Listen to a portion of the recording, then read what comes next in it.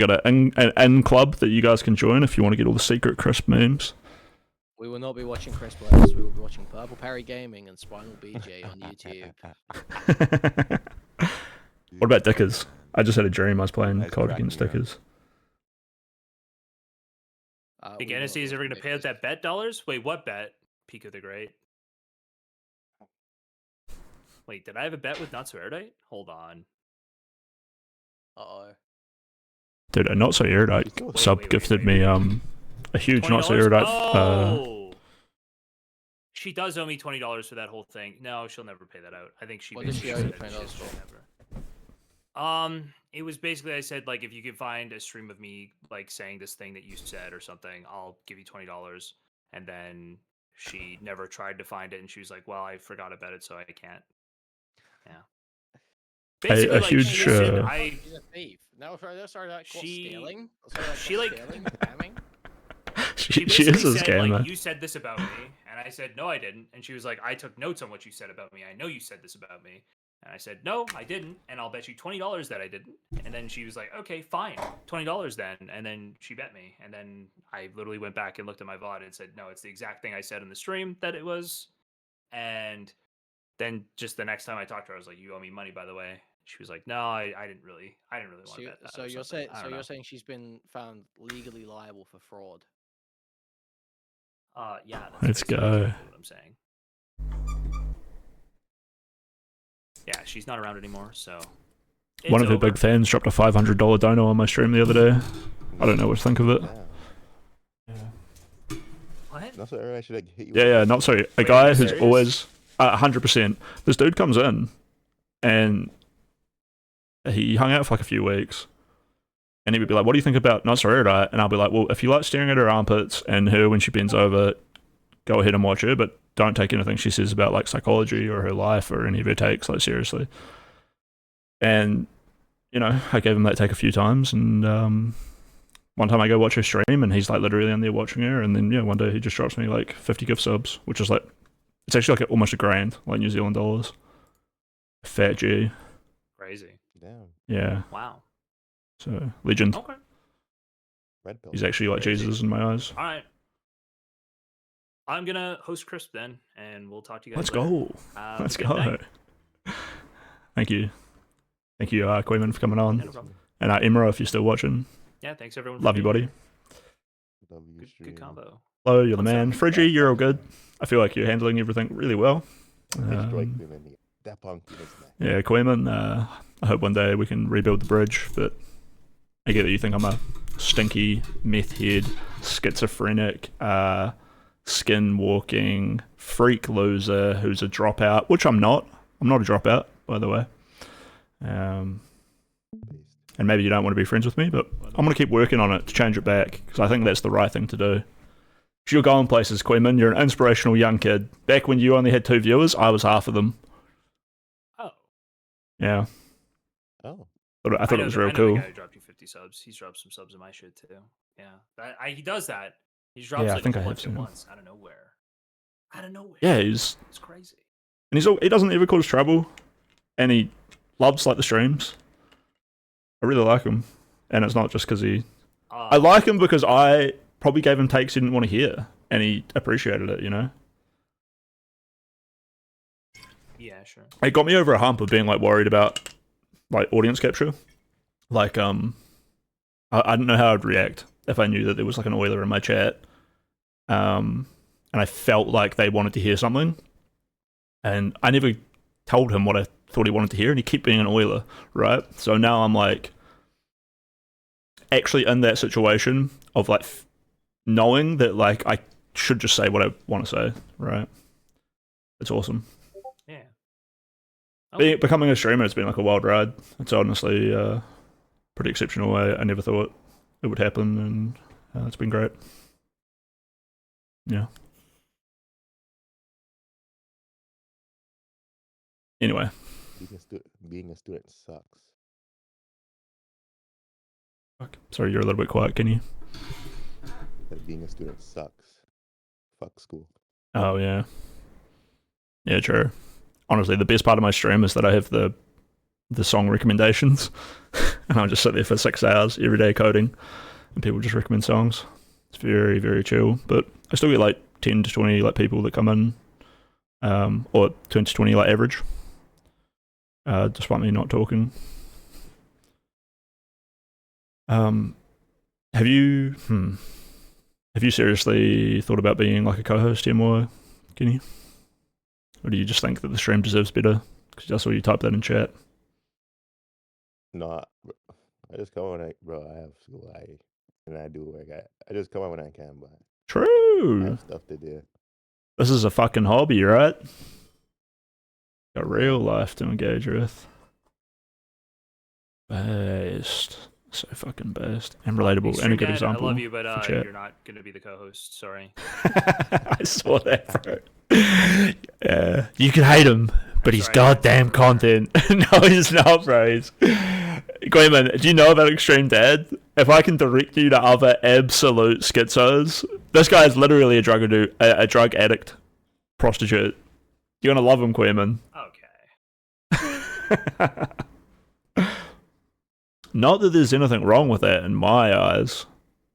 No, I think me and him are actually quite similar.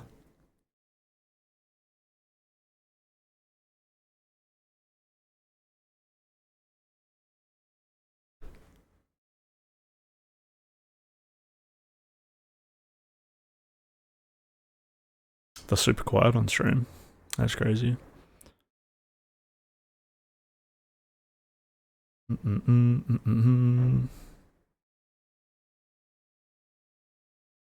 going to move this down to the streamable channel. Yeah, I'm gonna head on out. Hello, chat. Dude, I didn't even think about the fact that Justical actually raided me and I had to moderate my own chat. I'm like looking over and reading my chat and just thinking it's fucking Justical's chat. How's everyone going? This is Crips in a monologue. I don't know how or why they were so quiet. I've been like playing around with my output volume. Oh, it was on 50% on Discord. My bad, dudes.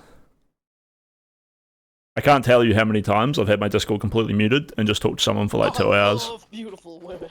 Actual schizo behaviour. What do we got going on in the chatters? Sickboy, the mod, Sickboy. Oh, Sickboy, ban 5 random chatters right now. Non-subs. If you guys don't want to be banned by Sickboy, sub up. Get into it. Boom, boom, boom, boom. What do we got going on today? I ended up falling asleep and having a big old snooze, so didn't manage to catch a whole lot of Justical stream, so I'm not really sure what you guys watched. But let's warm up and then we'll react to maybe let Jordan Peterson on Piers Morgan. I think that's pretty fucking... Well, Jordan cries. We all know we love to see a crying psychologist on stream. Why do you have a Deftones tattoo? Because it's sick. I got this tattoo when Mike Tyson and Roy Jones Jr. had their retirement fight, which it was really nice to see those dudes coming back and just having a gentle punch up. Boom, boom, boom. Big shout out to Justical for the raid. Get those Justical emotes in chat. Let's go. Killing it, everybody. Thank you, thank you, thank you. Let's hope I don't completely fuck up this stream. Sorry, I'm just noticing Sickboy banning people.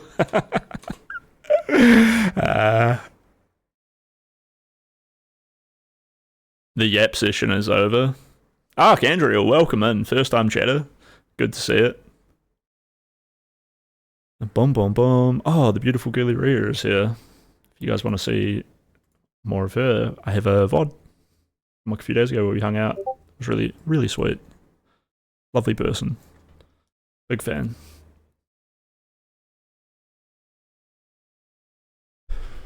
So what did you guys think about what happened on stream? It was a little bit intense, wasn't it? Do you guys think that Quayman was a little bit difficult for me to talk to, or did you really relate to like the angle he was coming from? Because it's so hard to read at the time. I just feel like he would skip over the fact that like the mod team didn't really communicate with me on why they banned me. So then he wants to be like, well, you know they banned you about Android, right? And it's like, well, I don't really know. No, I had to like press them for this. And then he was like, well, then you must know all these other things. And it's like, why do you think I would know more things? You know, Queeman saw it out.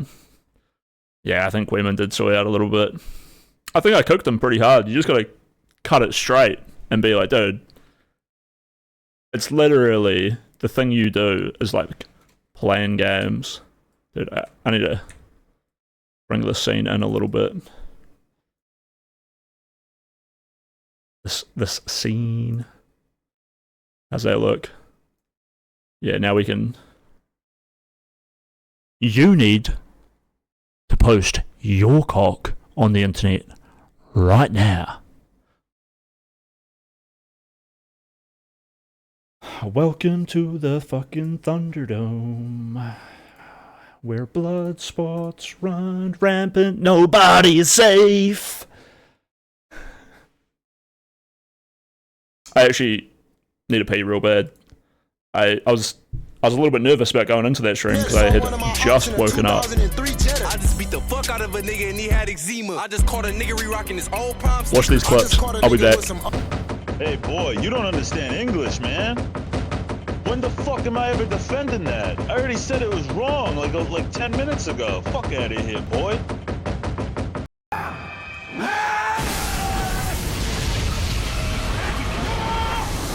Babies wear diapers, and I'm not a baby. And you're wearing a diaper. Well, babies wear diapers, and you're wearing a diaper. Well, I'm not a baby. Yes, you are. No, I'm not. I meant you're wearing a diaper. I'm not a baby. You're wearing a diaper. I'm not a baby, though. Yes, you're wearing a diaper. Well, I'm not a baby. You're wearing a diaper. I'm not. Well, I'm not even a baby, though. But you're wearing a diaper. You can't say but. That's a bad word. Well, I didn't say real but. Just pretend.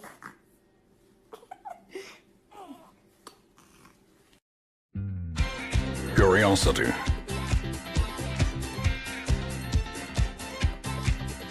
Interest. And obsession.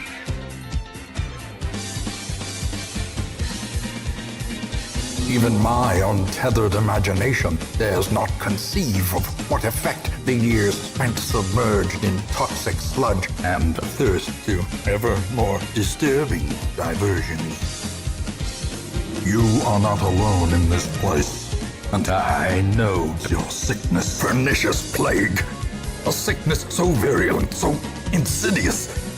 It is more a curse than a mere disease, but restraint would have rendered me a hypocrite. And yet, here we are, our morality slipping ever deeper. Bro, this is literally me. Such degeneracy is nothing, I fear. Madness can take many forms. Like a man That's like some anchored Darkest by Dungeon. holy purpose, and a need to do terrible things. I feel like it's one of the greatest games of all time, because the game Long design. years may seek to separate them. It's like unique Ancient Dungeons, traps and holy Dungeons and Dragons devils vibes, but will all kinds of stuff invariably going on there. have their dreadful reunion. A fresh spirited Dude, so I go to my bathroom to pee right now. I go to stall 1. So the reason I have like a shared bathroom, because New Zealand is kind of like young and old, and there's a ridiculous housing crisis. And I didn't want to go live with strangers in a flat, so like a year and a half ago, I decided to come live in what used to be like a nursing quarters. You know, for like nurses who are doing their whatever they call it. And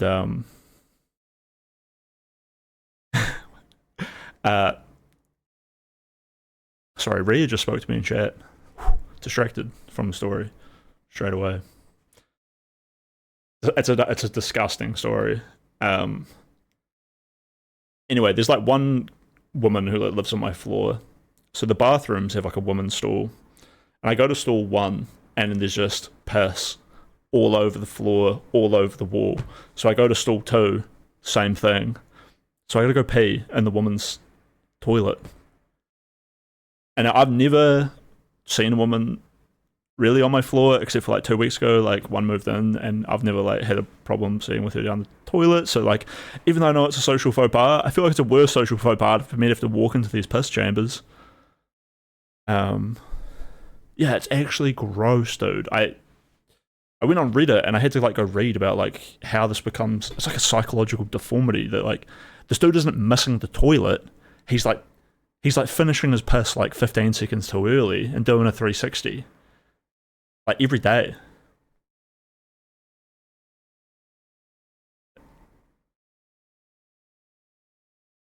Am I wrong to like not go get a mop and clean that up every time? Or like, what do I do? Ugh. Housemates do suck ass, to be honest. At least with this, I can mostly ignore it 90% of the time, but Jesus Christ.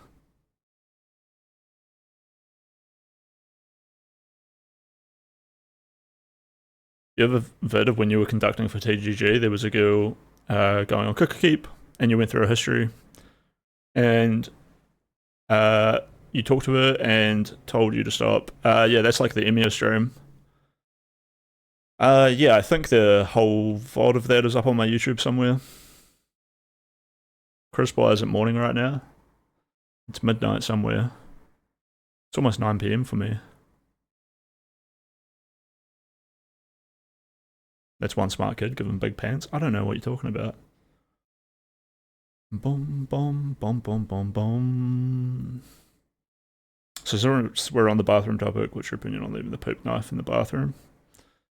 I feel like you just need like a poop sign, and I feel like the poop knife should be like sentimental to every family to have a little wooden engraving, soldered poop knife into it.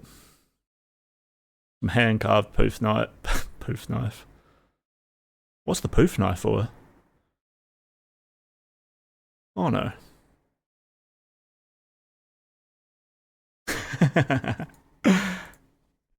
Welcome in, everybody. Welcome, welcome, welcome anyway. You know what's crazy? If this was a Gisticle stream, I'll be playing GeoGuessr right now. How do you have time to sit and watch someone play GeoGuessr? EthnoGuessr, on the other hand, watching the mindset of Gisticle, taking measurements, analysing and describing the shortness of faces, the palettes, the slants, the folds and overlaps based on not just the tone of the skin, but the physiognomy and the environmental pressures of where it drives these people to exist. The dude makes me think that race is real, to be honest. It's not. But if anyone displays that kind of investigative prowess, it's terrifying. It's honestly, he's a man of will and intent. A lot of people have a lot of takes, like with Moon Tyrant told Gisticle, like, oh, your Discord's in trouble, like, there's 15 other servers and people are always talking about you. And, you know, like, my response to Gisticle was like, people want to talk to you. It's the simple case. They want to feel like they have something to say. You're going to get it so much. But none of it matters because Gisticle has the smarts and the drive to succeed in whatever way he kind of has to.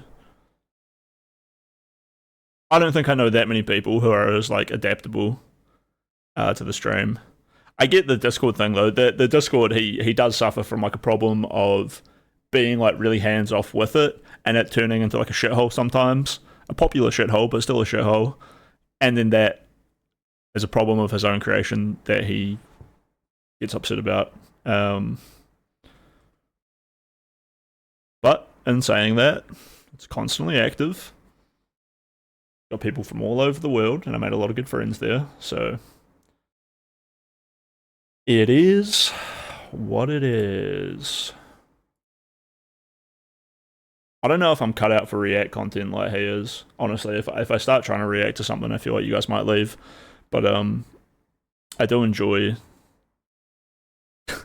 I enjoy watching content.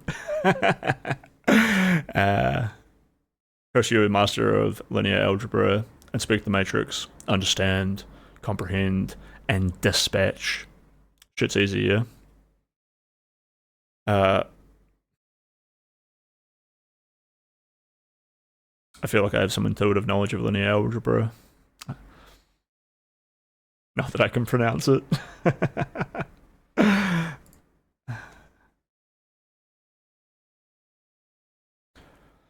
Home, bringing it in. This is a big moment though. It's great to have everyone here. So glad I had a nap, had a day off, getting back into it. Are you banned from the Just Cool server? Nah, I'm not. Yeah, my ban was actually pretty long for like 3 months, and pretty brutal.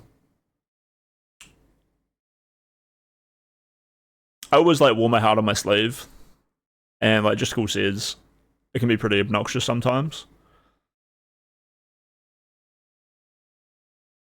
But I try to make up for it by having like a decent amount of personality and, you know, don't let it bother me too much.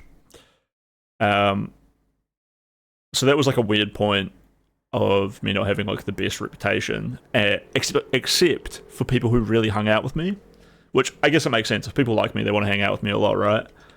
And Baby Peach and, you know, like a bunch of other women and stuff would come in and they would just yap in my ear, tell me things. And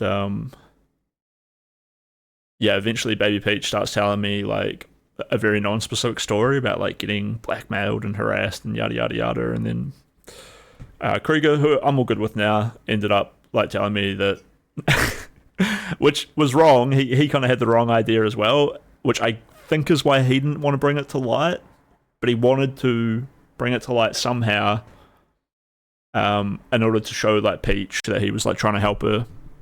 So he got me to go on stream, and he wanted me to tell Justical. Well, he didn't want me to tell he didn't want me to ask anything.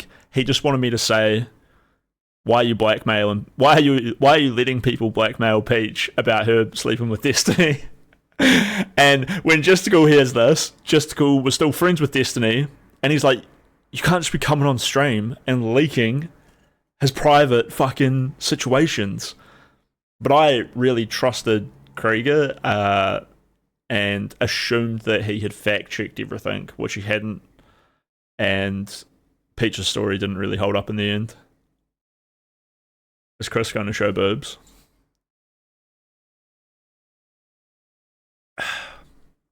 You'll have to wait and find out. I'll take some pills though. Dude, full of hell. I've finally been getting dry mouth. And it's actually so bad.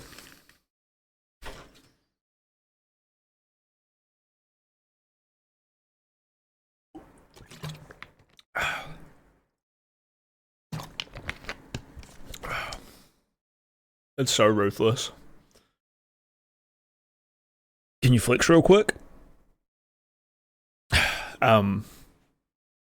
Yeah, honestly, if I flex like that, they look huge, but like if you catch some angles, you'll see they're like not really that big. And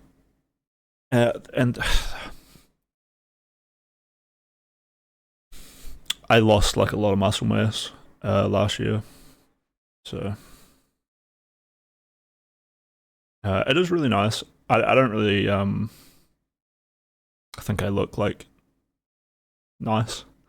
And when Nino is on stream and she's like, "Oh, Crisp is really handsome," it took me a while. I've heard of people saying that to me, to think they're saying it not to just try to make me feel good, to think that people actually think it. So on the other hand, I don't know why I'm reflecting on this. I'm at no point am I ever like that worried about showing my body. You want to see a picture of me like obese as fuck? I'll do it right now just to prove the point. I'll fucking do it. Where's the weight loss? The weight gain, weight loss.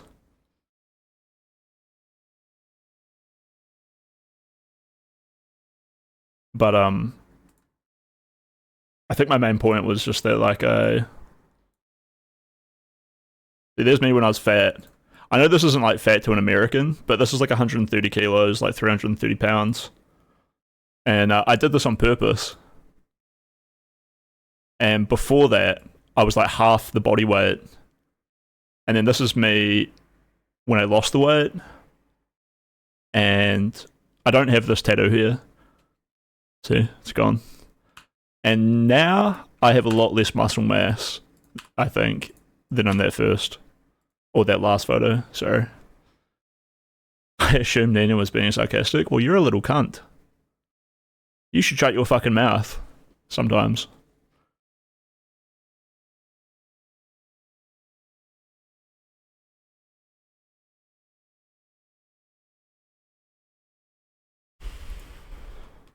Hey, I'm just kidding. I get what you mean.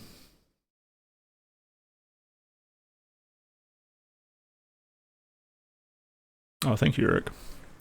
Just got a nice DM saying people are proud of me. Just do a mandatory look at what I used to be. Dude, I am aware of like what I've been through in my life and whatever, but looking at photos of me recently was shocking that I'm sitting in the same room. Remember when I first joined the call, Koeman was like, Chris, can you cam up? I heard you cleaned your room. Yeah, I did.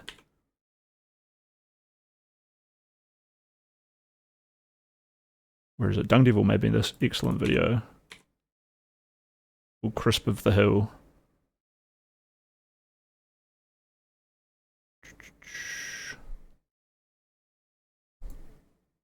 While I look for it,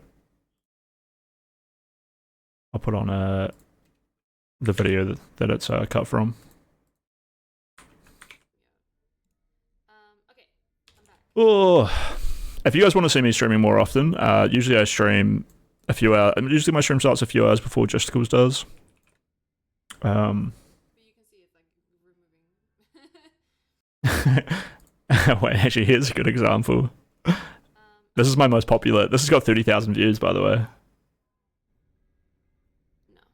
I've been scratching myself. God, it's so quiet. It's pretty stupid, but you can see. But here's me sitting. This is why Queeman hates me. Queeman hates the shameless, unabashed, heart on his sleeve, Chris Bledas. He won't admit it, but it's true. Oh, dude, I just went to mute my Discord, but it's the Discord in the video. It's not your Discord. But yeah, so this got 30,000 views, all from Amaranth viewers. They all got funneled in here and watched this 20-second clip. And they're pissed. They're horrible. They're so mean to me. Hard to believe people would watch this. Well, this is a nice one. What did I say to it? I'm glad to hold up a mirror to you and the 40,000 other viewers in the algorithm. Nice. I am glad. So this is the type of dude that keeps giving her money. 27 upvotes? Come on, man. I don't have money. It's true. I don't have money, chat. If you want to see me eat, let alone give me the freedom to create more great content for you, like and subscribe. And I do have ideas in the pipeline, even though this is just an off-the-cuff here to hang out. But at least I'm consistent. You look like you watch those kinds of streams. I'm actually a huge fan of her husband. Ooh, that did not age well. There's a ton of Destiny clones on Reddit, /cuck, and /politics if you're looking to expand. Sorry, not interested in those parts of the internet, but if I ever get curious, I'll let them know you sent me. What is this video about? I like it. Can I pin that to the top?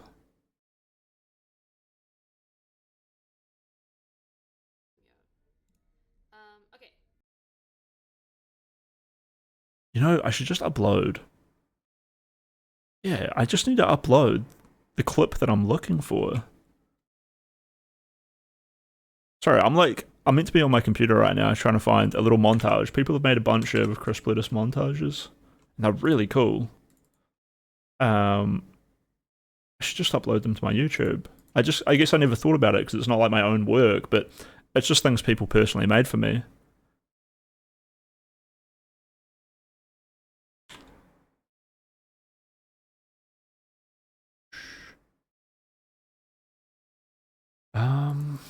Audio clips, apps, videos. Yeah, it'll be in the videos folder.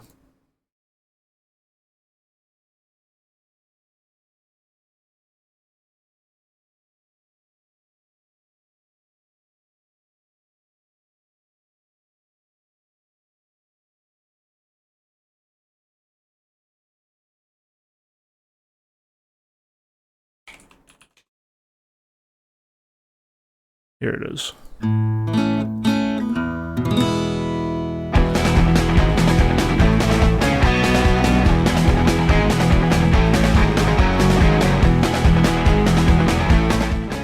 Jesus, that's loud. My bad, chat.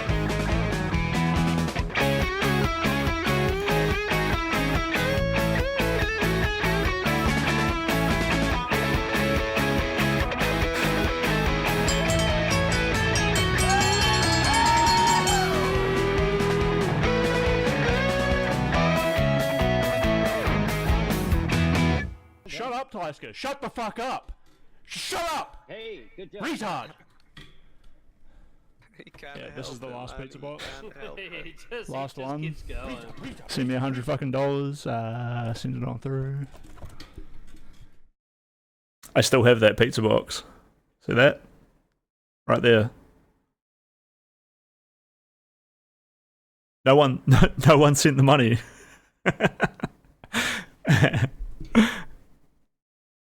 But if you do want to like and subscribe, you can get a whole bunch of emotes. I'm going to chuck a whole bunch more up, and considering I'm a newer streamer, if you like and subscribe now, you'll have an exponential effect on the way this progresses over the next few years, which I think is pretty cool, pretty nice.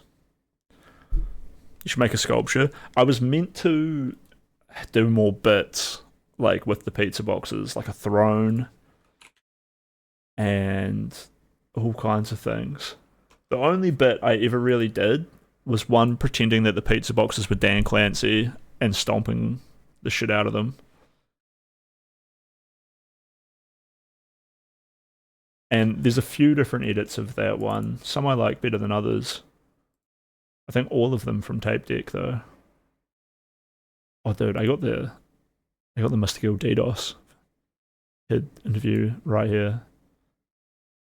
I tried to watch it though, and I was like, I don't give a fuck about this internet drama. Grown on. I've grown up, I've moved on. Grown on. You know what I like now? Don't do that to Chris Lettuce. That's horrible. True, Kelly Jean. Kelly fucking Jean is on board, dude. It's wonderful. This, not so much. Get jump scared.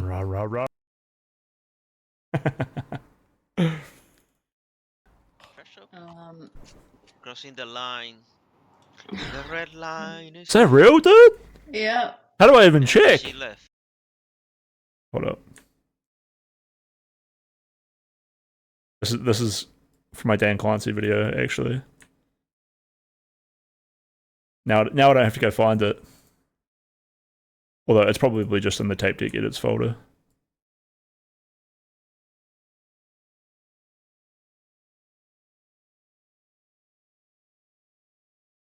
Skadoost!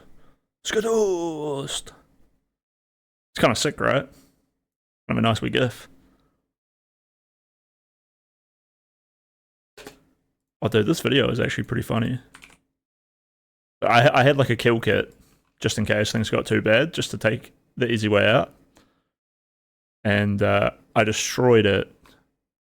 And I did this little bit in chat. I think Sognik dropped like 10 subs. This was like maybe one of the first times I ever got gift subs. Crossing the line. The red line Is that real, dude? Yeah. How do I even check? She left. You can hear Moon and Inu in the background. Oh my god, I'm gonna take a hit It's for you, nice Sognik. to meet girls like this every now and then. Thank you so much, Sognick. Can you? I can eat this week. you be more I had to pay my specific? internet bills. So I didn't know if like I was gonna be able to like make it through. What the fuck? My Twitch is logged out. How do I log back in? If someone drops 10 subs right now, I'll go bust out the helium. All right. But I need you to know that I lose brain cells probably every time it happens, and the air pressure horrific for the lungs. But it's amazing how that works.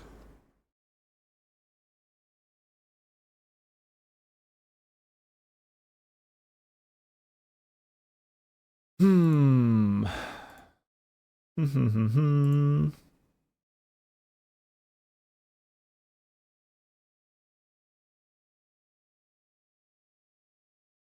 know a lot of you guys are like returning chatters. What made you eventually come around to the Chris Blitus citizenship? What made you part of the Legion of Crisp Nation? Forcefully deported here from Justicle's raid? True.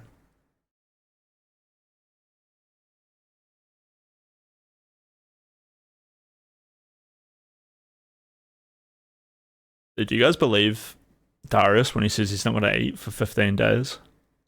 Tape Deck always have been. That's fucking true, mate. Ain't no one like Tape Deck. Tape Deck number one. Well, yeah, Tape Deck the best.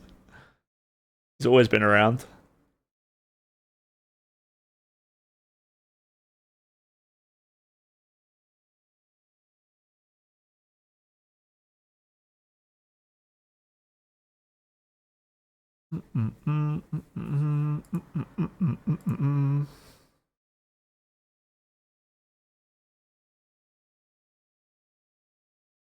I was wondering during that debate with Quayman if showing my face is nice. Obviously, I don't mind. But on some level, I wonder if it helps people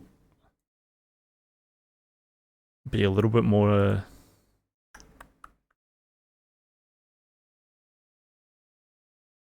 a little bit more chill. Capture a specific window. Yeah, if having the letter set up is just a bit more like, I don't know, what is the effect? How does it make you feel as a viewer when you see the little letter said? Oh, Nox Fox chucking in some song requests. What have you got? You guys can actually recommend anything on this. Emerald charges like $2 for a song request and $10 for a video review, but I just do them for free. You can come in basically every day.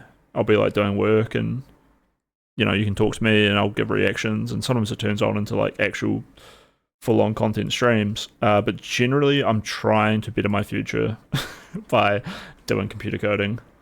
I ran into a bit of a problem yesterday though, where my course requires me to sign up to a bunch of different I just have to make a bunch of subscriptions, and they all have free trials, but the free trials only give out 200 tickets, and I burn through those tickets real fast, and then I need to pay like $10.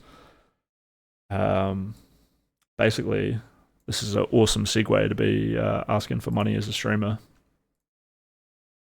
Hit us up, dudes. Yeah, crispy lettuce92@gmail.com to my PayPal, and like, subscribe, donate. Anyway, back the real content.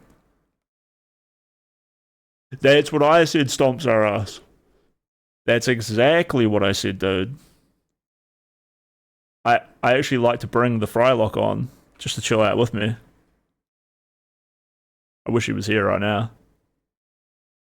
I make him wobble. Yeah, Crisp. Damn, Crisp, we got some crime to solve. Does Fry look black?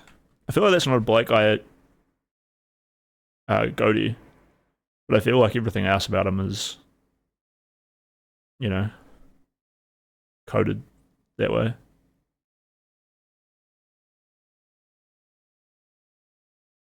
Darius definitely sloops Gogurts offline. Yeah, I'm thinking there's no way he wouldn't. Justical took a pretty firm stance that Darius is like a disgusting freak of a dude. And yeah, like aside from the on-stream content, sort of crazy, wacky Darius, the general reputation of him as like a person is that he'll just ask for money, never pay it back, fuck people over constantly. And it's like, yeah, if I saw this person in real life, I would just generally be like, stay the fuck away from me. Which, up until this point, this is probably the first time I've said something like that on stream. I guess I've just gotten over like a wee disconnect. Where in the past I would have been like, wouldn't it be like fucking funny if Crisp Lettuce went and moved in? You know when you go watch those streams of him and Legacy towering over the rest of them, because he's the only one of them who's actually 6 foot. And then there's me, bigger, stronger, more determined. A massive Paladin marching on into the room on Darius's streams. I like the idea of it, but people who know the guy and people who I like who know the guy, I don't like the stories they tell me about him. And it's not like they're trying to shit talk him. It's just the way some people are sometimes. And I think it's easy to be the way that Darius is. Because people like that live their life pretty easy, not giving a fuck.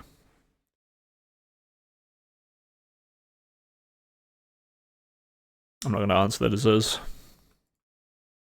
I heard you take some... I heard, or I read the message you sent me the other day, Abiz, that you took some positive action in your life, and I'm glad to hear it. Proud of you, buddy. Good job. Happy to hear about people looking after themselves, you know. This is literally me.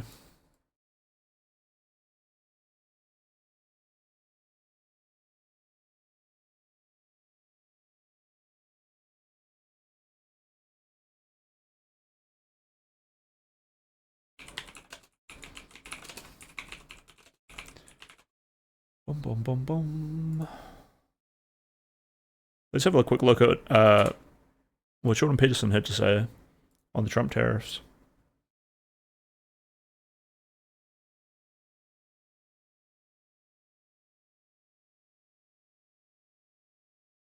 Oh, dude, I was meant to ask Justical.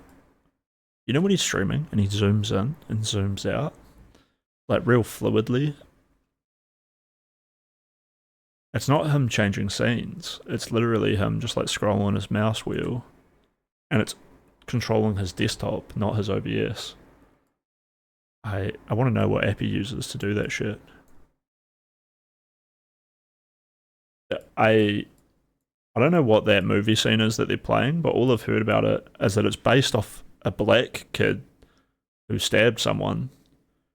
And they turned it into like a story about like a emotionally degenerate young white boy. Why is JP so red right now? He's only been eating meat and salt for years. That's right, the red meat diet.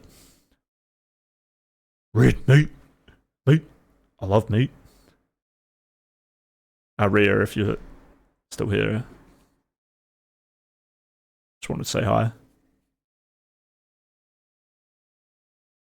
Let's watch this video.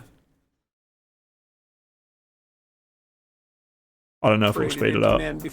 Part of me definitely wants to play games. I got one called Blueprints.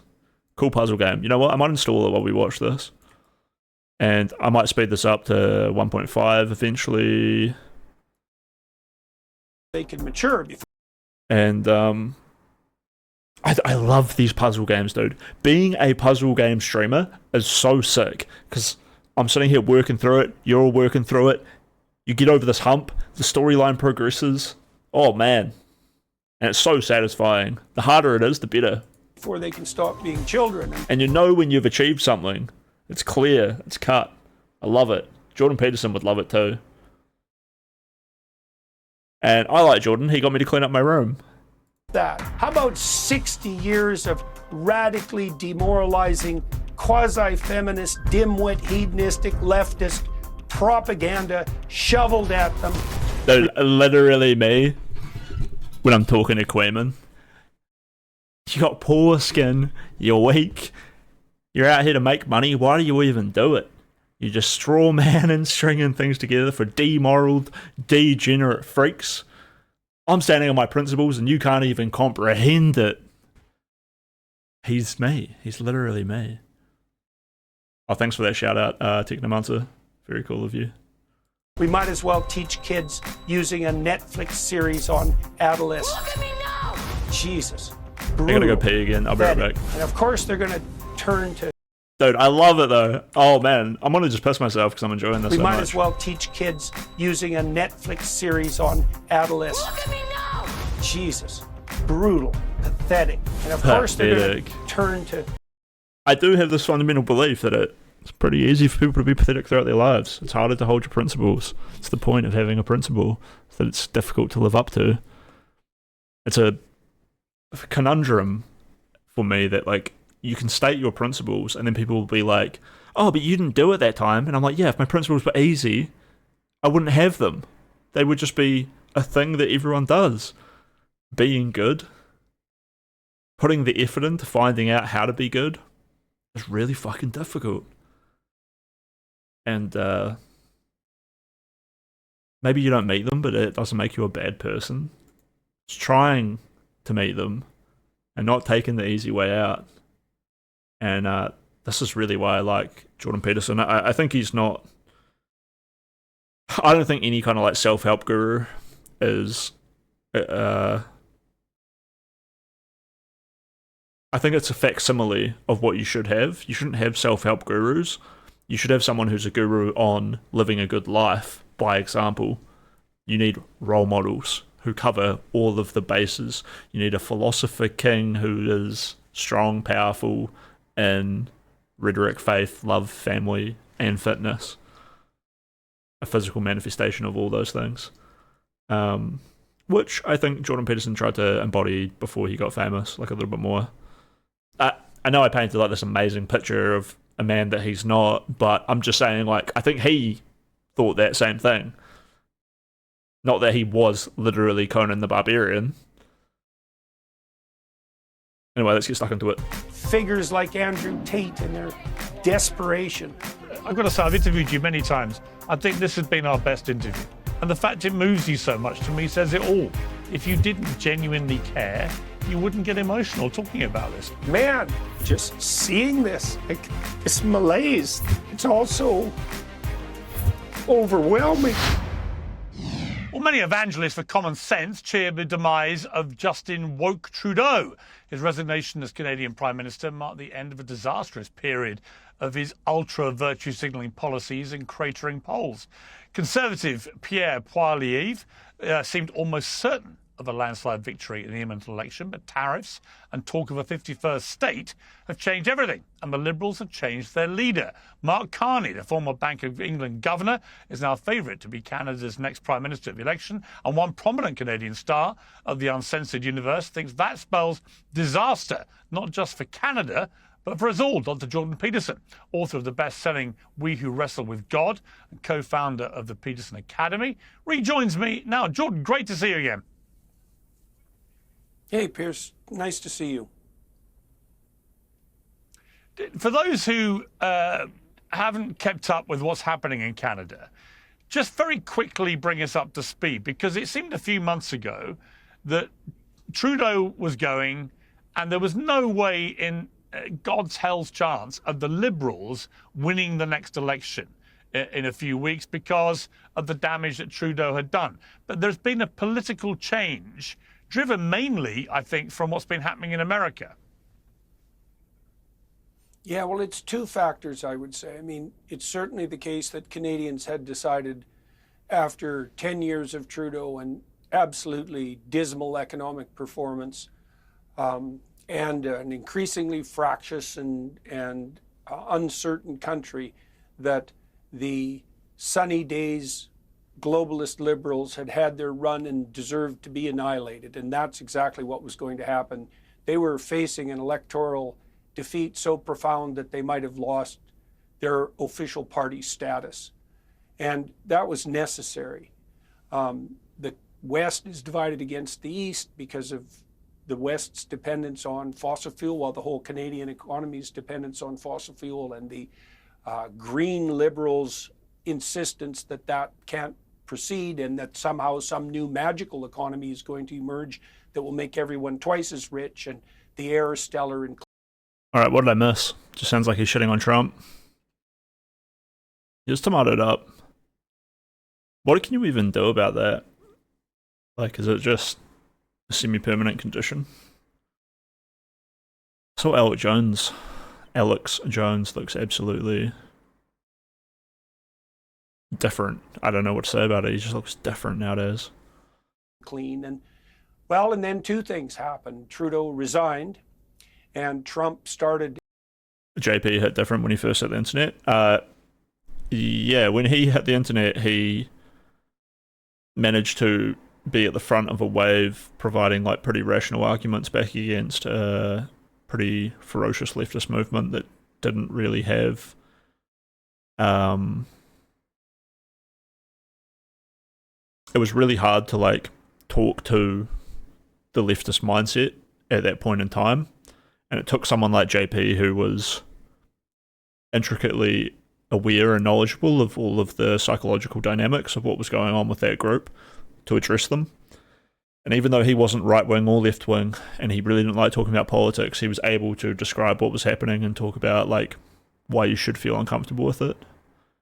And a lot of people were afraid of doing that because they would be labelled as the enemy to this left-wing group, which embodied a lot of like good actions, or it wanted to embody them.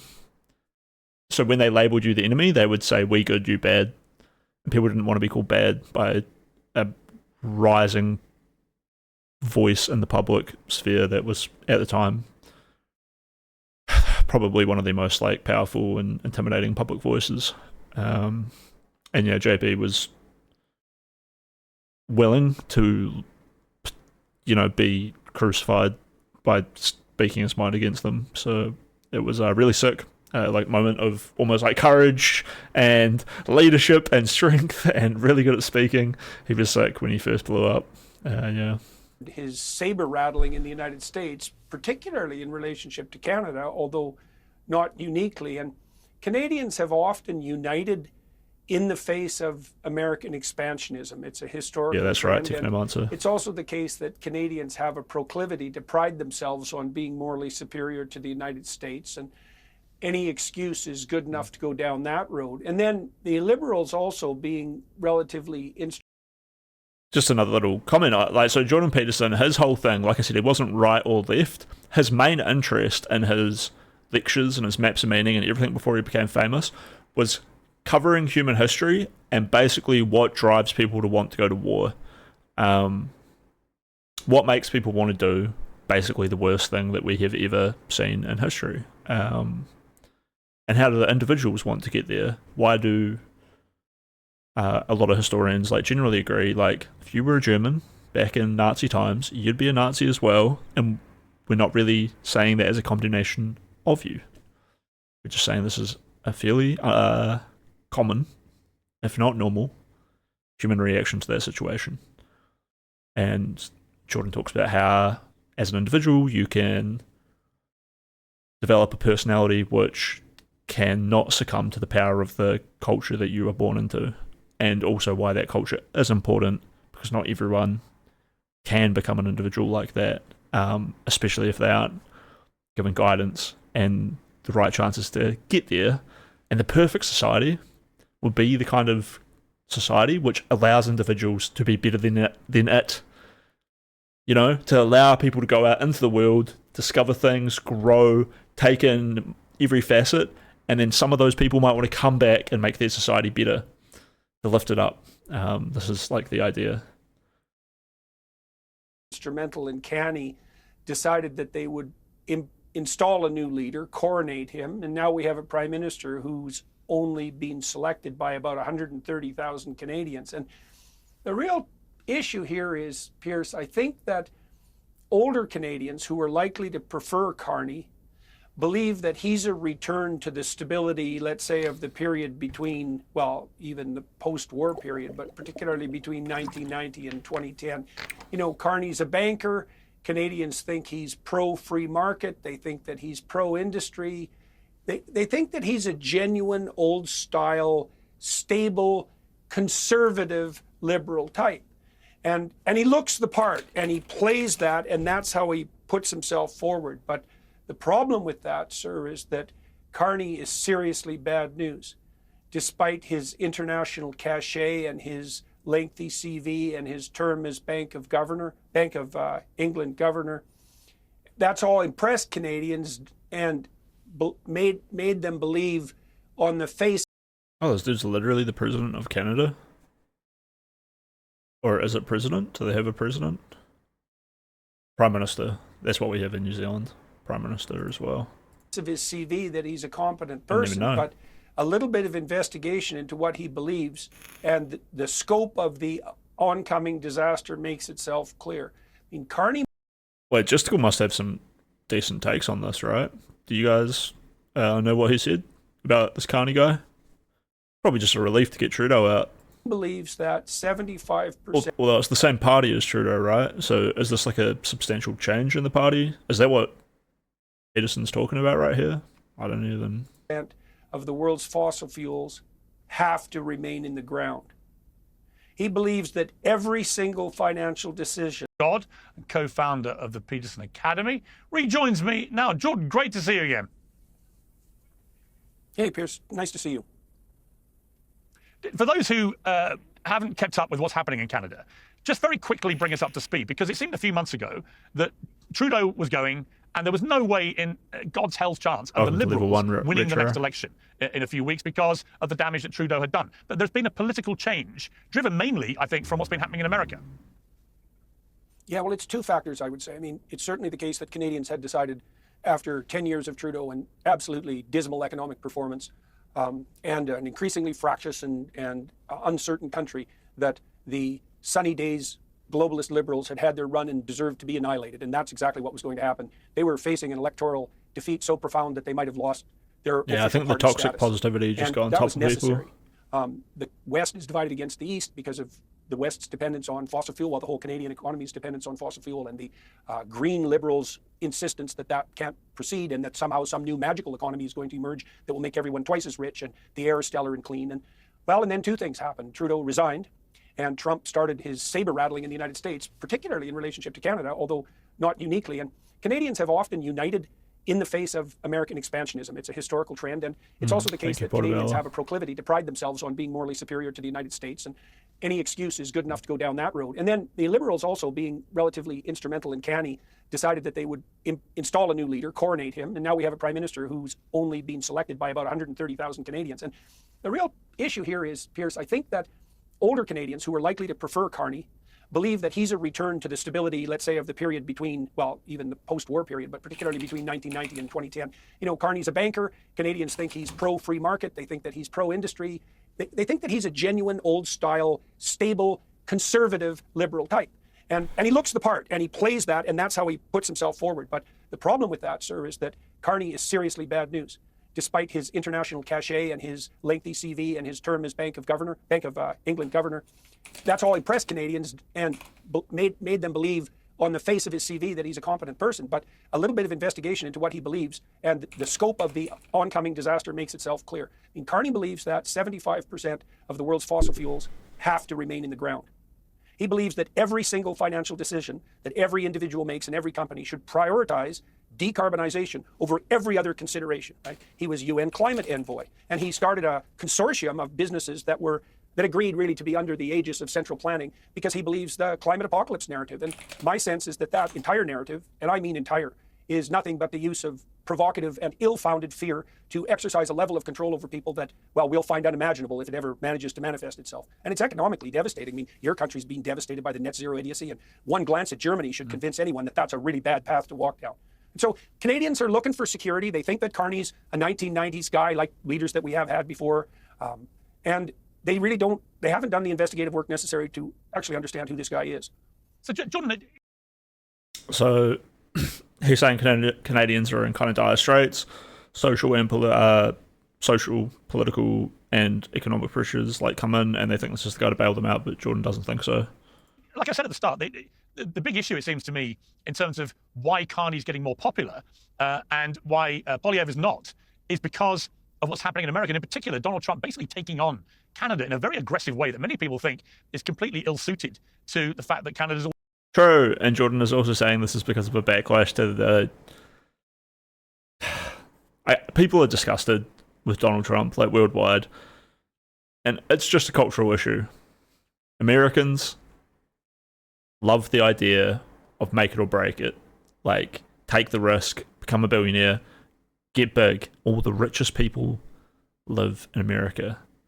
This is where you can make it. But it's also the place you're taking a huge risk by trying to make it big, and you might end up with a lifetime hospital bill or massive amounts of debt, whereas a lot of the rest of the world has sort of social nets where you can chase your dreams knowing that it's a risk that isn't going to ruin your life. Has always been a supportive neighbour.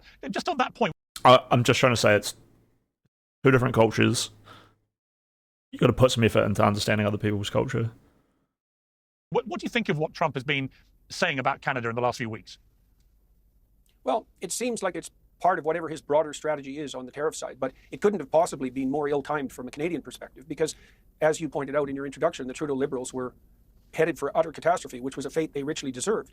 And now Canadians have united, and at least to some degree, and actually have started to understand, and maybe this is a salutary consequence of Trump's saber rattling, that maybe they have a country worth protecting, and that maybe our absolute dependence on the United States, which we've really fallen into, let's say in the last 30 years in particular, was a strategic error because it left us with no cards on the table.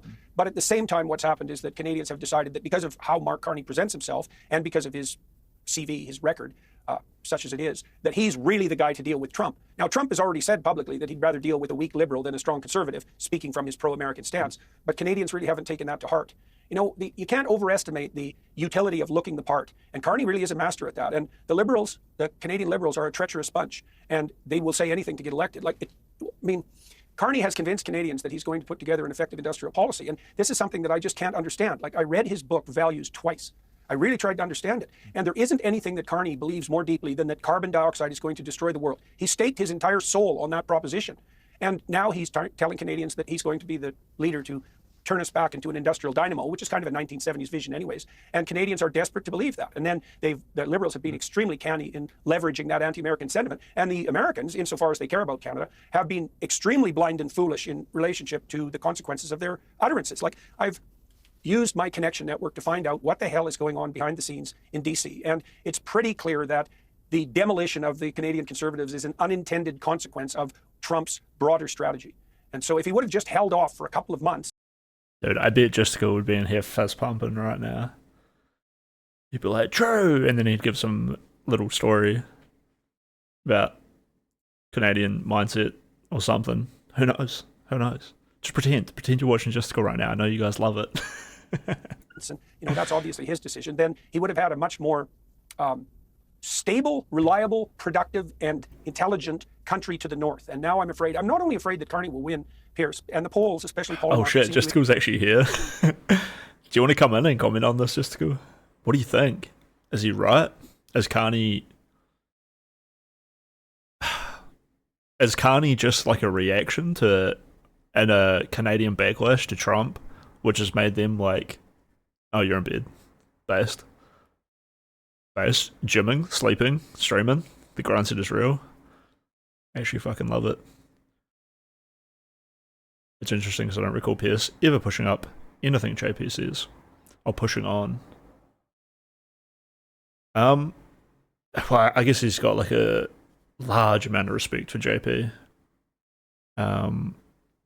To the point where he doesn't feel like he even could combat the points. Probably even to the level where he's like willing to change his own points of views just based on what JP says. To indicate that. And I think a massive amount of Jordan's audience feels that way as well. So if you're going to interview JP in a way that the people who watch JP won't enjoy, you're gonna like bomb on that interview, and at the moment, you're not gonna want to do it. I don't actually believe that the country was productive his decision. Then he would have had a much more stable, reliable, productive. Oh yeah, we did get a comment from Just Cool. Very nice. I don't think it's wrong that the move towards Kanye is a backlash to Trump, but it's mostly underlying angst towards the conservatives, in my opinion. Oh. So it's the Trump thing is like built off a pre-existing I don't exactly. I wish I knew more about it, because the Conservatives haven't been in power for so long. How do they manage to cop so much blame for fucking up? That might be a bit of a nuanced question, but that's just sort of like where my mind's at.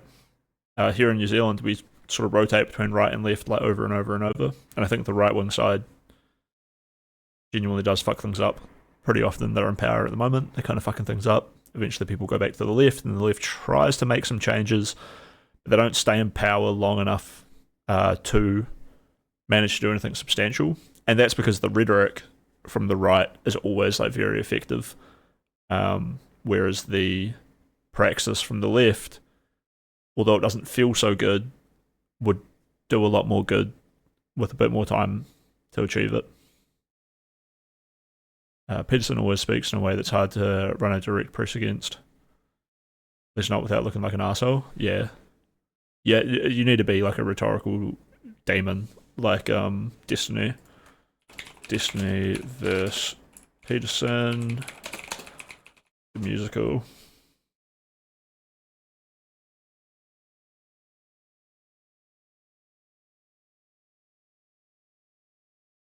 So are you implying that the excess deaths were caused by the vaccine? I don't bloody well know what they were caused by. Okay, but that's what you're implying now. Well, that's...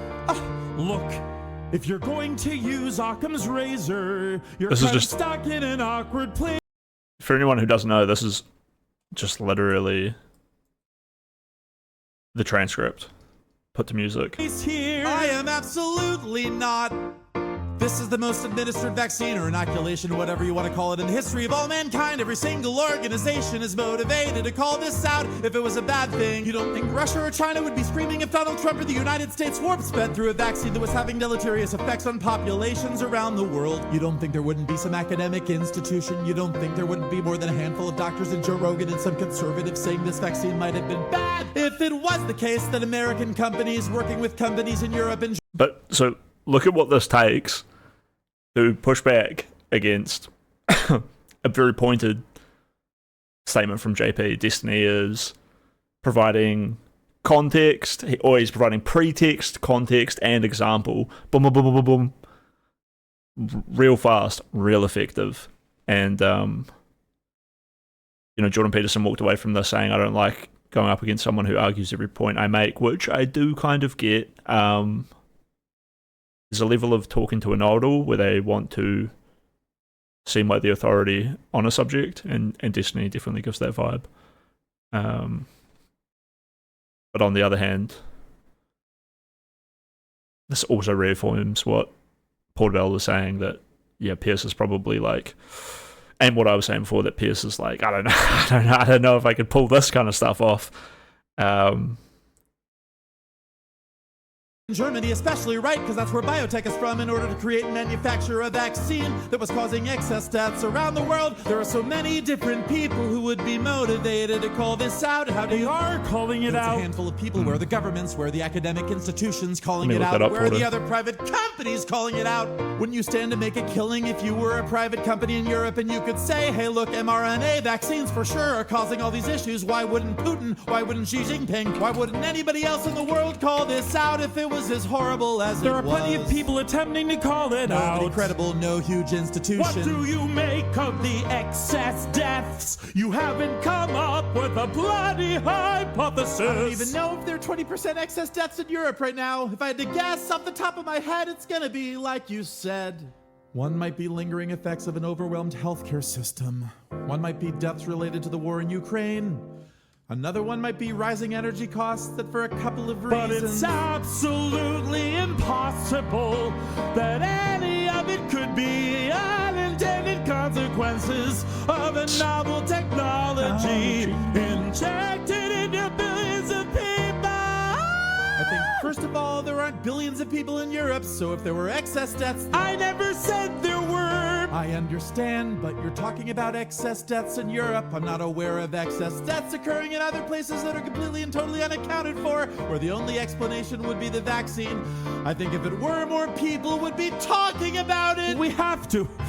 Well, first of all, the number of people talking about something is not an indication of the scientific validity of a claim. I agree with Then that. Why are you using mass consensus as the determinative of what constitutes truth? Because I think That's for never something- been the case. Because I think for something that was given to billions and billions of people, if it was something that was having a measurable effect on people, it would be impossible to cover it up and ignore it. We wouldn't have to look at the one case brought up in a documentary. Well- we wouldn't have to look at the one thing being talked Well, about what by... do you make of the VAERS data? VAERS is not the gold standard for determining whether a vaccine is working or not. Compared to what? Compared to the actually longitudinal, prospective, randomized, controlled trial studies. You mean like the ones they should have done to the goddamn vaccine? Like the ones they did do for the vaccine. Oh, yes! And continue to do to this day. That is correct. Yes. You Yes. think you're in a position to evaluate the scientific credibility? I'll show a little bit of the of O'Connor trials thing. for the vaccine, do you? No, I don't. So I have what to are trust. you doing? I have to trust. I don't trust them. I've looked at the bloody data. First of all, you have to trust third parties to some extent when you go. I don't have to trust Of third course you parties. do. You do every day. Love how When sweaty you Destiny turn looks the in this. keys in your car, Oh, that you greasy hope nude the gamer look down. engine doesn't explode.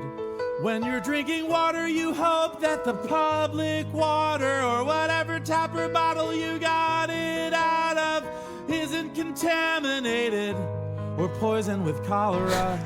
I don't do that as a He is thinking that. consequence of consensus. No, you do. Of course you do. No, I don't. I do that as a consequence of observing multiple times that when I put the goddamn key in the ignition, the truck started. How do you know it's gonna start the 50th or 100th times? How many times do you have to... Don't play Hume with me. I'm not playing Hume. You know perfectly well why. You don't know if the denim in those jeans isn't leaking into your bloodstream. To some extent, we have to trust third-party institutions to make determinations. Except when they use force. How about when that? they use force, we trust police officers. Oh, we do. Trust the Oh, we do. judicial We system. on the left trust the police. To some extent, if someone's breaking That's why we defund not only thunder, them. but if somebody's breaking into your house, you could be the most defund person in the world. Who are you gonna call? You're gonna call Joe Biden. You're gonna call Obama.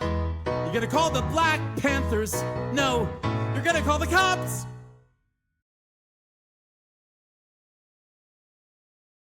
Yay.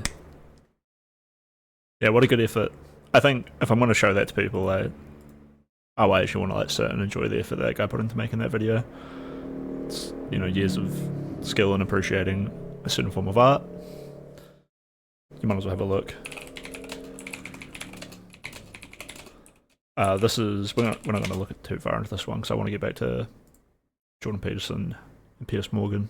In the early church, But, this guy there here. was a debate around the physicality of Jesus' resurrection. Is this Yes. a proper little So intro? the canonical tradition ends up. I like the intros. You at least get to see the emotional You must believe that. back and forth. You're a heretic. Yeah, and that's part of the, And the key Catholic points. particular emphasis Yeah. on the divinity of the body. A lot of the Gnostic tradition says that the thing that's being gotten wrong is the idea that there was this literal resurrection. Right. No, the kingdom of God is here and now. The resurrection is inside of you, and you attain it through gnosis. I mean, the Gospel Yeah. of Thomas doesn't even mention the resurrection, doesn't mention a crucifixion. It's a list. Damn. gets deep on those Jordan Peterson levels. But yeah, I do remember this kid having a unique kind of interaction, pushing him on some things. But it looks like this interview with Piers Morgan is probably going to be real good for someone like me who isn't really too sure of what's going on. It's going to be like a sort of info dump, and I can take that with the critique that it's not going to get much pushback, but at least they're just going to cover a whole lot of bases. Decision, then Basis I, and then I can assume, based off how many people also believe in that, kind of where it's going. A much more stable, reliable, productive, We've got almost 1 million views on this intelligent video. country to the north. And now I'm not only afraid that Carney will win, Pierce, and the polls, especially Polymarket, seem to indicate that at the moment. I don't actually believe that the country will stay intact with another 4 to 8 years of Liberal governance. I think the West of Canada will decide that it's had enough. And certainly the Premier of Alberta, which is our oil-rich province, has been very, very forthright in her objection to everything Carney does. And, the minister who was responsible for energy policy under Trudeau was literally a climate activist from the time he was 5. And Carney, with his emphasis on decarbonization, couldn't be a worse enemy of really Canada's fundamental economic engine. And of course, now he's rebranded himself entirely. And as I said, he looks the part. He looks every inch the part, and Canadians would like some stability and to move away from the narcissistic pretender who was our last leader, but they're not going to get what they bargained for. The IRS is the biggest collection agency in the world, and with April the 15th now fast approaching, it's more aggressive than ever. Enforcement is ramped up in 2025, and if you owe back taxes or have unfiled returns, waiting is not an option. The longer you do, the worse it gets. April 15th marks another tax year that has passed you by. The smart move is to get ahead, but never contact the IRS alone. Let the experts at Tax Network USA handle of Canada being the 51st state of the United States. I mean, I can't think of anything more guaranteed. 1,000 or visit tnusa.com/peers. This concept that Trump keeps pushing of Canada being the 51st state of the United States. I mean, I can't think of anything more guaranteed to rile most Canadians against an idea than that they would become a vassal state of the US. I mean, how damaging do you think that has been in making Canadians appreciate the real danger of the Liberals? It's been very damaging, and this is especially true for older Canadians. There's a huge age divide in voting preference in Canada, and older Canadians who lived in a stellar period of Canadian history when all of our institutions were solid and reliable looked to Carney to restructure the country, to return the country to its former, I wouldn't say glory, because glory isn't a Canadian concept, but productive, peaceful, predictable stability. That's not so bad, and we had that for a long time. And older Canadians believe that Carney will bring that back and that he can negotiate effectively with Trump. Younger Canadians aren't fundamentally concerned with Trump. Canadians They're fundamentally concerned with the fact that their economic future looks dismal. Yikes. Like the projections are that Canada will be the worst performing economy in the developing world for the next 40 years. And that's definitely a Liberal legacy. And the fact that we're utterly confused about how we're going to move forward on the basis of the economy that we have, which is not entirely a fossil fuel economy or resource economy, but in large part that means that there's no reason to assume that sunnier ways are coming our way. And young people are really concerned about that. That's their fundamental issue. Housing price acceleration, for example, which has made many Canadians under 40, let's say, despair of ever owning a house in a country that's got nothing but land to spare. And so the younger people aren't concerned about Trump and his saber rattling, but the older people are. And at the moment, that's enough to tilt the election quite heavily in Carney's favor. We're looking at a majority Liberal government at the moment, which is an absolute and utter reversal over the situation, even a month and a half ago.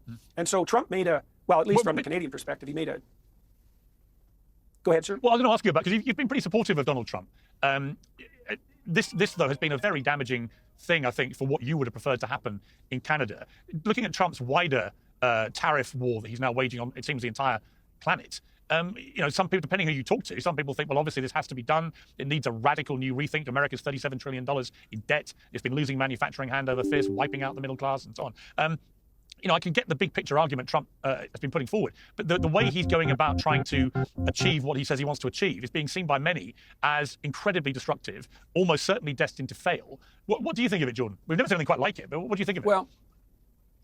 Well, we haven't seen anything quite like Trump, and so this is par for the course as far as I'm concerned. My suspicions are that he's doing what he tends to do, which is to set the cat among the pigeons and see what the consequence is. He's certainly put the world, and not only Canada, the world on notice that things need to shift radically. And my suspicion is that what Trump is doing, I read an interesting article yesterday in Newsweek by Mark Joseph, and he claims, and he's reasonably well informed, that Trump does in fact want to shift the tax burden away from income tax to tariff. Sorry, I'm trying to install this puzzle game in behind the scenes. And I don't know enough about economic history to be a judge of that policy. In principle, that worked 100 years ago. Does that mean it'll work again? You could like terraform that land, right? it just wouldn't be good. And probably not worth, like 80% of it. Have no idea. I don't think income tax is a great strategy for funding a country, and so, but that's a casual and idiotic opinion from someone who isn't informed in such matters. But it's certainly possible that that's part of what Trump is pursuing. Another real possibility is that he's doing his art of the deal work, and he's terrifying everyone into returning to the negotiating table so that he can make a better deal for the United States, and maybe particularly for the working and middle class that he really does seem to care about. And he's putting everyone on notice that the old order is done, and we're going to make some new negotiations. And again, I don't think I'm qualified enough on the political and economic front to judge the suitability of that approach. It certainly seems to have woken up Europe, and that's something to say because Europe's been asleep for a long time. And I can't say that I'm unhappy about that because Europe deserves to be woken up. And it is the case that the working class and the middle class in the United States has been hollowed out to some substantive degree, and people are unhappy about that. And it's going to take months or years to evaluate this particular strategy. Now, it's part of the art of the deal issue, though, as far as I'm concerned, is that Trump is thumping his chest and saying, we're going to take a new look at things, and I'm going to bloody well make sure that the U.S. comes out on top. And that's actually his job, and it's something, by the way, that we have been spectacularly bad at in Canada. Our industrial policy for the last 30 years, particularly the last 10, has been backward-looking to a degree that's almost unimaginable. We've got no strategy for dealing with IP or data ownership, even though that's the entire new economy. And even if we turn... I'm guessing he means intellectual property, not Israel-Palestine. Dealing with IP or data ownership, even though that's the entire new economy. And even if we turn back to an intelligent resource policy, that'll still mean that we're stuck in the 1970s. And so, well, that's a lot of complication. But I understand Trump's motivation, and he's certainly taken a radically pro-American stance, which is kind of what you'd want to see from a national leader. Now, I'm not very happy that it was ill-timed from a Canadian perspective, and the collateral damage is going to be immense. I also think, and I've tried to use my DC contacts to make this known, that the last thing Trump really needs is an international banker with WEF connections, who is the UN Special Climate Envoy, and who led 400 international companies down the primrose path to idiot net zero policies, maneuvering behind his back and trying to undo everything Trump's done, and trying to do, say, even on the climate and industry side, behind his back with his international connections. That was not well thought through. And certainly Pierre Poilievre is the person who's paying the price for that at the moment. American homeowners are at risk of a growing real estate scam, which the FBI... Dude, he's...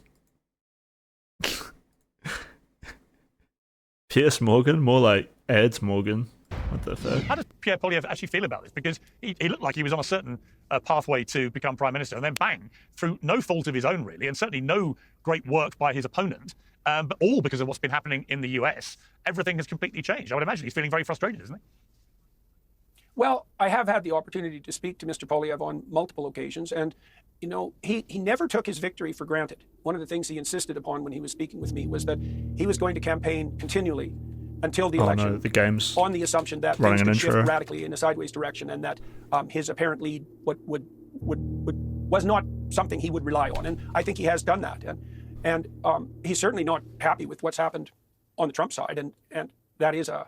but I mean, if you're going to be the leader of a country, then you're going to have to deal with the unexpected, and I think he's done a credible job of that.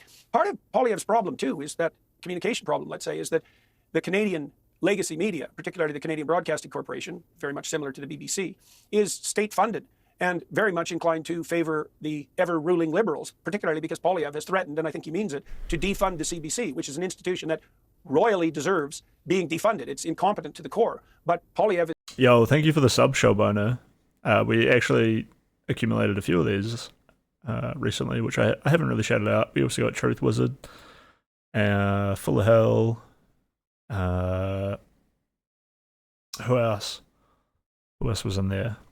It won't scroll down anymore and let me see, because we gained a whole bunch of new followers as well recently. Big shout outs to Justical for the Raid, Technomancer, Space Ghost, Icy Bob, CDN Chronicles, Toxo, Plasmopus. Oh, Sophia Silly with the resub as well. Tape Deck, #1 follower coming in, as well as Moonray, Archangel, and Ashura22, all the follows. Dude, I feel good. Relaxed. I hope everyone else is enjoying the chill stream. Feel free to ask any questions, wind me up, and stick around for upcoming panels, debates, streams, as well as general life advice and motivation to giving yourself the good life that I too am pursuing. Let's go. Is having a hard time communicating with Canadians. Sorry, Jordan. Particularly because Poilievre has I shouldn't threatened, speak over you. to defund the CBC, which is an institution that royally deserves being defunded. It's incompetent to the core. But Poilievre is having a hard time communicating with Canadians, especially older Canadians who tend to get their Canada becoming the 50. Was that really what that was about? I just thought he was talking about expanding Canada in general, which I guess is the way you should take that conversation. But Canada being the 51st state of America is fucking hilarious at how bad of an idea that is for America. Imagine that. Just the big bro Canada coming on down. Oh, you think you're a big state? Ooh, Canada coming on in. Better economy, crushing every other state. You want social policies? Oh, here they are, big bro. A little bro, little gup states. Texas, you think you got land? Get the fuck on out of here. You know what I'm saying? Colorado, you think you got nice people? Come on up to Canada. We'll show you what real hospitality looks like. The best American state across the board. #1. It's a nightmare for the American ego. Oh man, it's not what Trump thinks it would be. The CBC, let's say, and assume that it's reliable like it was 30 years ago. And so he's facing that as an obstacle as well. It's a shit idea in general anyway. I'm having a laugh. It's a very deep temptation for Canadians to parade themselves as morally superior to the evil and unpredictable Yankees to the south. And certainly the Liberals have been capitalizing on that and terrifying people about Trump and telling everyone that our relationship with the U.S. is over, which is a preposterous claim in many ways, although Canada definitely needs to differentiate and make more sophisticated its economic structures. I mean, we're far too dependent on the Americans. And Trump is also, in some ways, to give the devil his due, pointing that out to Canadians. So one thing he said, and he said this to other countries in the world too, is that if you can't really bring anything to the negotiating table, if you have no real power, then why should we pay any attention to what it is that you are asking for or claiming? And I would also put that absolutely 100% firmly at the feet of the Liberals, who are hypothetically likely to rectify this now, because their policies have been... I think he's not saying that Trump is intentionally bringing this to Canadians. I mean, he is bringing the argument that, like, what have you got to bargain with us with? But in his ridiculousness, it makes people say, like, what are our most powerful fronts that we can actually stand on and actually have strength with to push back against a dude who would literally just say anything to talk us down on? What are the things he can't talk us down on? What are our actual achievements and what have we made? I think this is part of the silver lining to having these... Oh, thank you for the follow, Hey Hey Dance. But yeah, this is sort of maybe the most mature way to deal with like a difficult situation, like a tyrannical leader like Trump. It's a little bit scary that his vice president is a deranged lollipop looking soy boy. Hopefully Trump doesn't start big wars over his term, but I think he probably almost has to with the way he's heading. And I don't think he would be shy about doing it in order to make the American public feel like, despite the hardship that Trump has caused, they need to come together as Americans to fight foreign enemy. For example, terrifying stuff. Pipelines in Canada. And I wish he had a better VP to rein him in. I would also put that absolutely 100% firmly at the feet of the Liberals, who are hypothetically likely to rectify this now, because their policies have been, for example, there's no east to west pipelines in Canada to speak of, and that's definitely a Liberal... Wait, hold on. You might think that I'm a Kiwi who's like totally disconnected from all of this, but I think there was a poll recently where 30% of people, of New Zealanders who voted in this poll, were, no shit, okay with having a tyrant leader. This was the question they were asked. This is the direct response. They weren't like led into that. I think there's just like this mindset that like, yeah, I want a tyrant because people who aren't like me feel bad, and that tyrant would be Trump. That tyrant would be a guy like me, and you know, and I don't want other people to be able to be like, oh, my human rights. I just want those people gone because that makes me comfortable. I feel happy with that. I like that. You know, Trump, I like him. He's white. He's a white guy. I like that. Oh, JD Vance, he's white too. Yeah, I'm comfortable. Oh, Trump's wife, she's European. I don't know, but at least she's white. Oh, yeah, I think I can be okay with that. JD Vance's wife, oh, she's not white. She's not white. I don't like that. I think that's something we maybe need to talk about. That makes me uncomfortable. But overall, hey, I'm pretty happy with it. Yeah, it's gonna be great. These people are fucking deranged, shallow, freaks who just think the world is like this simple place, and not always simple, unfortunately. Sometimes you got to put some effort in to figuring out what's going on with the people around you, and I promise you, chat, that when you put in that uncomfortable, difficult effort, you find it benefits you greatly. All right? Liberal doing. I know you will think this. You're all here. I hang out with good, like-minded people. For example, there's no east to west pipelines in Canada to speak of, and that's definitely You're of the liberal. strong man, 100%. That's liberal doing. And Carney says he'll rectify that, but he was the author of those policies to begin with. The other thing he's done that's so treacherous, like truly treacherous, The is to anti-intellectualism present himself is as an fucked. outsider. And what he means by that, I suppose, technically, is that he's never been elected, which, is a dangerous thing for an actual prime minister of a country. But he's been a key economic advisor operating both in front of and behind the scenes in Canada for the last decade. And he's a man that's responsible, in large part, for the policies that have made Trump able to do exactly what he has done to Canada over the last month and a half. If you're so damn daft that you've got no power when you come to the negotiating table, especially when you're dealing with the superpower Americans and, madman deal-making Trump, then it's not surprising that you're going to find yourself at a loss and not holding the appropriate cards. And maybe Canadians have woken up to that to some degree, but they're definitely turning to the wrong man to solve the problem. So what's Poilievre is attempting to put forward his pro-working class policies, and he's very popular among young Canadians who should have a say in their future, but the saber rattling by the Americans has definitely worked to a staggering degree in favor of Mark Carney and the Liberals. And Canadians are deluded enough to think that he's a new guy, and he's not. He's the worst of the old, that's for sure, And The interesting thing about America at the moment is it's Worst run by of two the people old. in terms of Donald Trump and Elon Musk, who I would imagine from a psychoanalysis point of view would be just about as fascinating a subject as you could possibly get. We've talked about Trump, but what do you make of Elon Musk and the whole Doge thing, but also the vicious reaction from the woke left, who of course originally had him as their green energy savior? Well, it wouldn't surprise me in the least if half the money that the American government spent, the Canadian government as well, the British government, governments as such, is like utter waste. And worse than that, like positively counterproductive. And it's certainly the case that Musk is the kind of managerial businessman who's very detail oriented. He's an engineer. Engineers know how things work from the atoms upward. I have many engineers as friends, and I've watched them run companies, and the good ones know everything about how their enterprises operate, and they pay attention to every detail. And Musk is definitely one of those people. And we know that because he's done 5 impossible things, at least, and then he bought Twitter, and he cut its staff by 75% and made it work better, despite the fact that his advertising base collapsed. And he did that despite the fact as well that everyone thought it was a Is that a bit of a glaze? So you could critique Musk on a bunch of stuff and maybe ring out his weird relationship with Trump, which has been up and down, right? bad move, economically and practically. And so I think it's great that Musk and his team of, brilliant young engineers are going through the budget line by line, trying to figure out where all the idiot money goes. And I think But they're not. They're not, are they? They're taking action and then trying to go find reasons to justify it. the left is appalled by that because they've set up an entire network. Go watch Irrelevant streams if you want to see more about this. The dude really went into detail on it. He's reading the news, doing the hard work. Big shout out to Arelli. It might even possible to do that in chat. Yeah, there we go. Go follow him. Network of so-called non-governmental He's a agencies, legend. organizations, NGOs that are essentially funded by taxpayer money that run their, quasi-criminal radical enterprises all around the world. And now the gravy train has ceased to operate. And so it's not surprising they're unhappy about that. But thank God for that, as far as I'm concerned, especially given the catastrophic levels of debt that the American government, Western governments everywhere are carrying. This is absolutely necessary.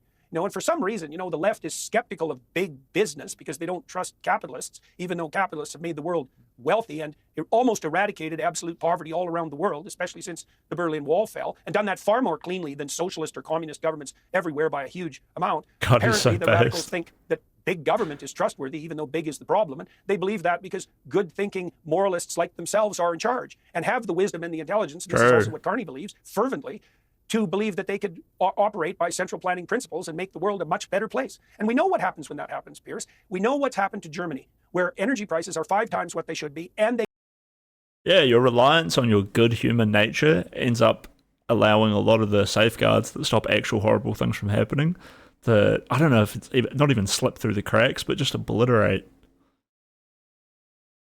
the way people treat each other. They think it's a good thing to just shit on people.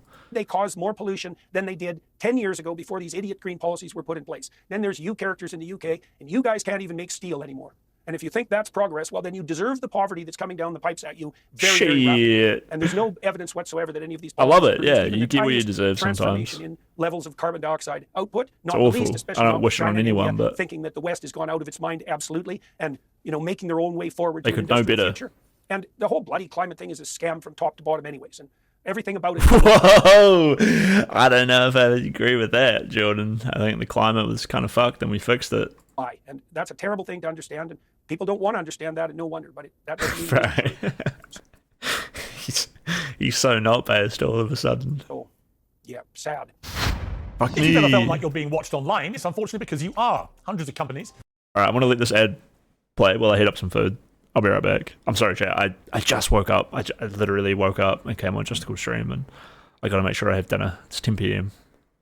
So-called data brokers watch and record everything you do on the internet. Even if you're using incognito mode or private tabs, they can still access every purchase you make, every search you type, and much more. Your data could be sold to advertisers, government agencies, or insurance companies who could use it to charge you more.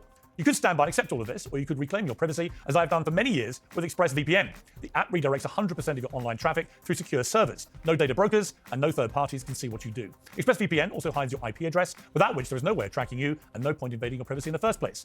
A new feature called ID Defender is free to all US customers. ID Defender scours the internet to remove your information from the files of data brokers. This is the #1 rated VPN by experts at CNET, PC World, and The Verge. And right now, you can get an extra 4 months of ExpressVPN for free. To scan the QR code that we're showing on the screen, or go to expressvpn.com/peers to get 4 extra months for free. That's expressvpn.com/peers.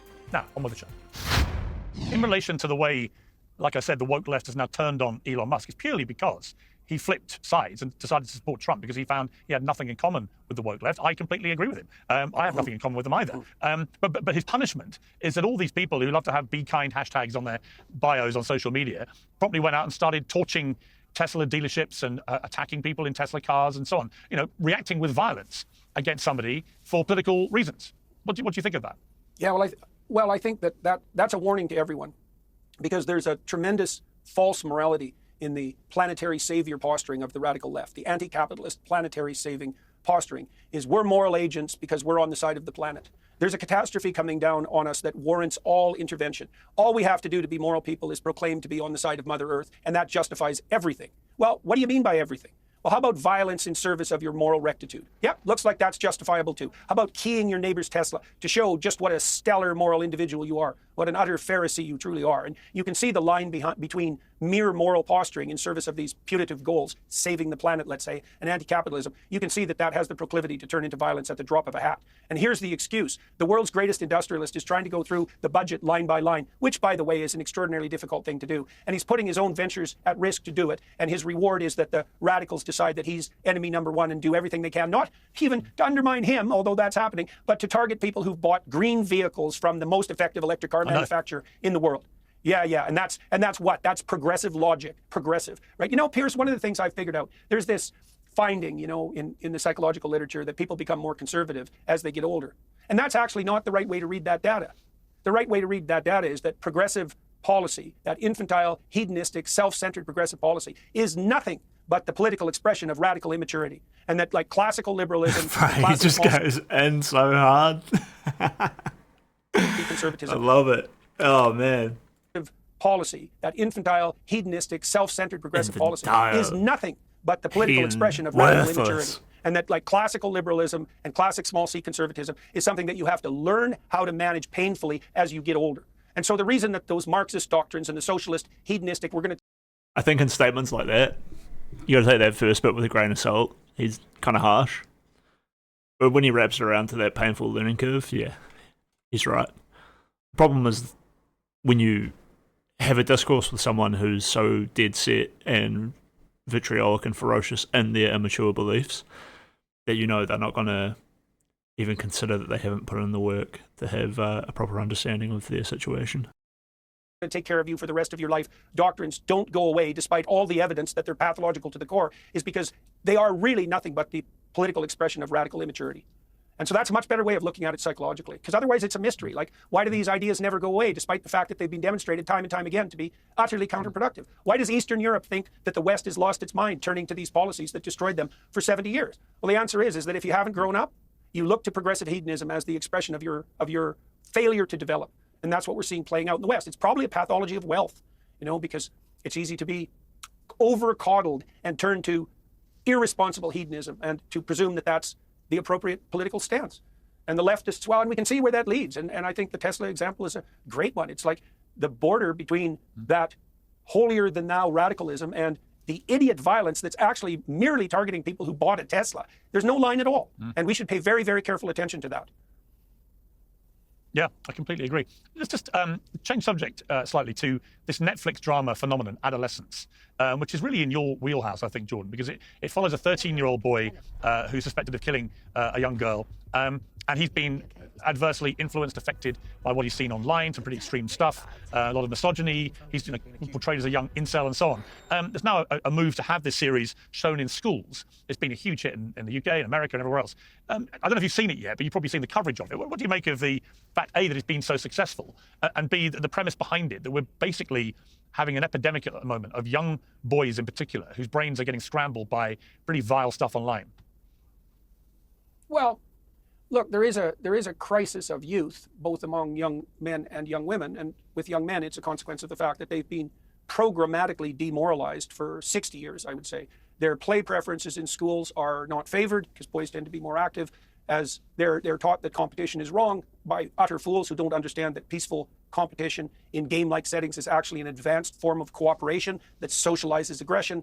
They've been taught that their ambition is nothing but a manifestation of the oppressive patriarchy. They've been taught that all of their attraction towards women is to be regarded with extreme skepticism because fundamentally they're nothing but, would-be rapists. And, that all has an effect. And I've seen that, and it's been painful to see. I've been struck to the core over the last 6 years as my influence has grown to see just exactly the scope of demoralization among young people. I'll talk about men first, all around the world. And also, Pierce, hurt as well by the observation that many of these young men can be set right with not much more than some truly encouraging.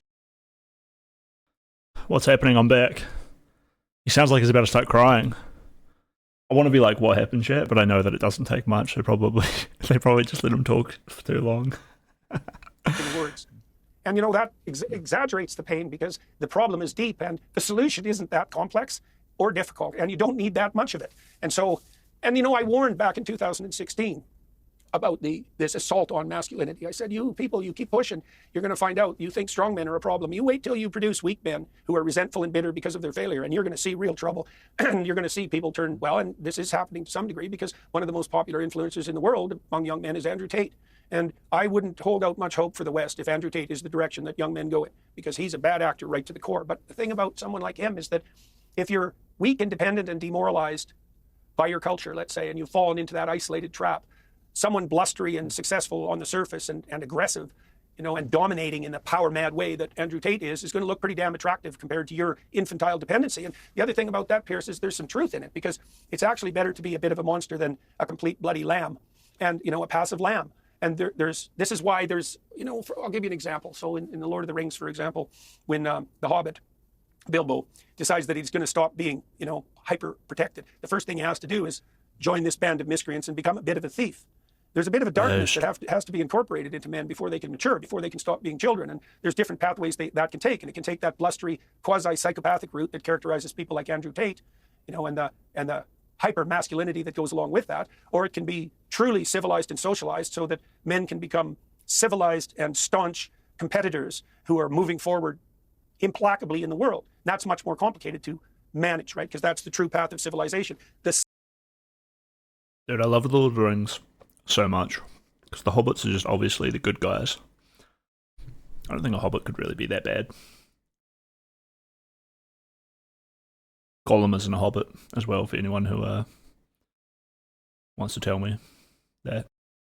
Self-sacrificial path of true civilization, an alternative to mere utilization, let's say, of power or degeneration into hedonism. But we've decided in our culture that we're going to throw the baby out with the bathwater and that everything about the patriarchy is pathological, and the consequence of that is that we're demoralizing young men. Now, that also turns out to be very bad for young women because they might even be in worse shape than young men. And so you get a show like Adolescence, and it does target in some way one element of the problem, although it's ill-formed in its psychological analysis, and there are much greater threats, let's say, to the integrity of British culture, as Kemi Badenoch pointed out this week, than what violent incel culture, of which really, Pierce, there's pretty much none. Like, I'm not saying that that isn't a lurking psychological danger, and I think the Andrew Tate phenomenon points to that. But you guys in the UK, and maybe everyone in the West more broadly, we have more serious things to consider than, conspiratorial incels. I mean, even let's take the Muslim extremist front, shall we? I mean, even countries like the UAE and Saudi Arabia have been insistently warning the West that the true danger from Islamism is going to come from Europe and the UK in the future, and not from places like the UAE and Saudi Arabia, which have already become alert to the threat. And for those who, might want to call me racist for pointing such things out, it's like, well, the UAE and the Saudis, they know what they're talking about when it comes to such things. And so we could dispense with that right away. And Kemi Badenoch, I would say, put her finger on the true problem, or at least one of the true problems. Keir Starmer, he's just playing that typical leftist game, that it's toxic young masculinity, and particularly of the Caucasian version, which is really quite the insane claim. That's the thing that young people should be taught more about, because obviously they're not demoralized enough yet. Dude, I wish I knew a mouthful of food. Look at him staring off into the distance, seeing all the dragons that he's trying to fight. He's just so into it. Call me a racist if you want. Or at least one of the truth. But they fucking know. They know what they're talking about. And it's true. I mean, people in the UAE are going to think it's so silly that people are afraid of being called racists. True problems. Keir Starmer, That's he's useful just for playing them. that typical leftist game, that it's toxic young masculinity, and particularly of the Caucasian version, which is really quite the insane claim. That's the thing that young people should be taught more about, because obviously they're not demoralized enough yet. So that's what I think of adolescence. Jesus, talk about putting the cart before the horse. And it's exactly what you'd expect from the progressive playbook. It's like, we're going to double down on the incels. Well, why don't you give some thought to trying to figure out why they're so bloody isolated, why young men and women are so isolated from one another now that they don't even date, they don't drive, they don't drink, they don't go out, they don't date, they don't marry. Why is that? Well, how about 60 years of radically demoralizing, quasi-feminist, dimwit, hedonistic, leftist propaganda shoveled at them from grade 1 all the way through university? And of course, they're going to turn to figures like Andrew Tate in their desperation. But you might as well do a causal analysis and try to figure out Don't do that to Chris Lettuce. That's horrible. And I would say I actually know something about that. Don't do that to Chris Lettuce. That's horrible. Talked to more demoralized young people in the last 10 years than anybody on the planet. Don't turn me into an incel. And I've watched and seen what works. And more demoralization is not the answer. And there's something remarkable about well-socialized masculinity. One of the things I learned, for example, when I was writing my last book, one of the things I analyzed was the symbolic use of the figure of the shepherd in the biblical corpus, right? Because the shepherd figures large both in the Old Testament and in the New. And the reason for that is because the shepherd is a very good symbol of well-socialized, ordinary masculinity. So shepherds in the ancient Middle East had to live by their own wits, right, in the wilderness. And so they were tough guys, and they had to keep the wolves and the lions at bay with pretty primitive weapons, as exemplified in the story of Moses and in the story of David, for example.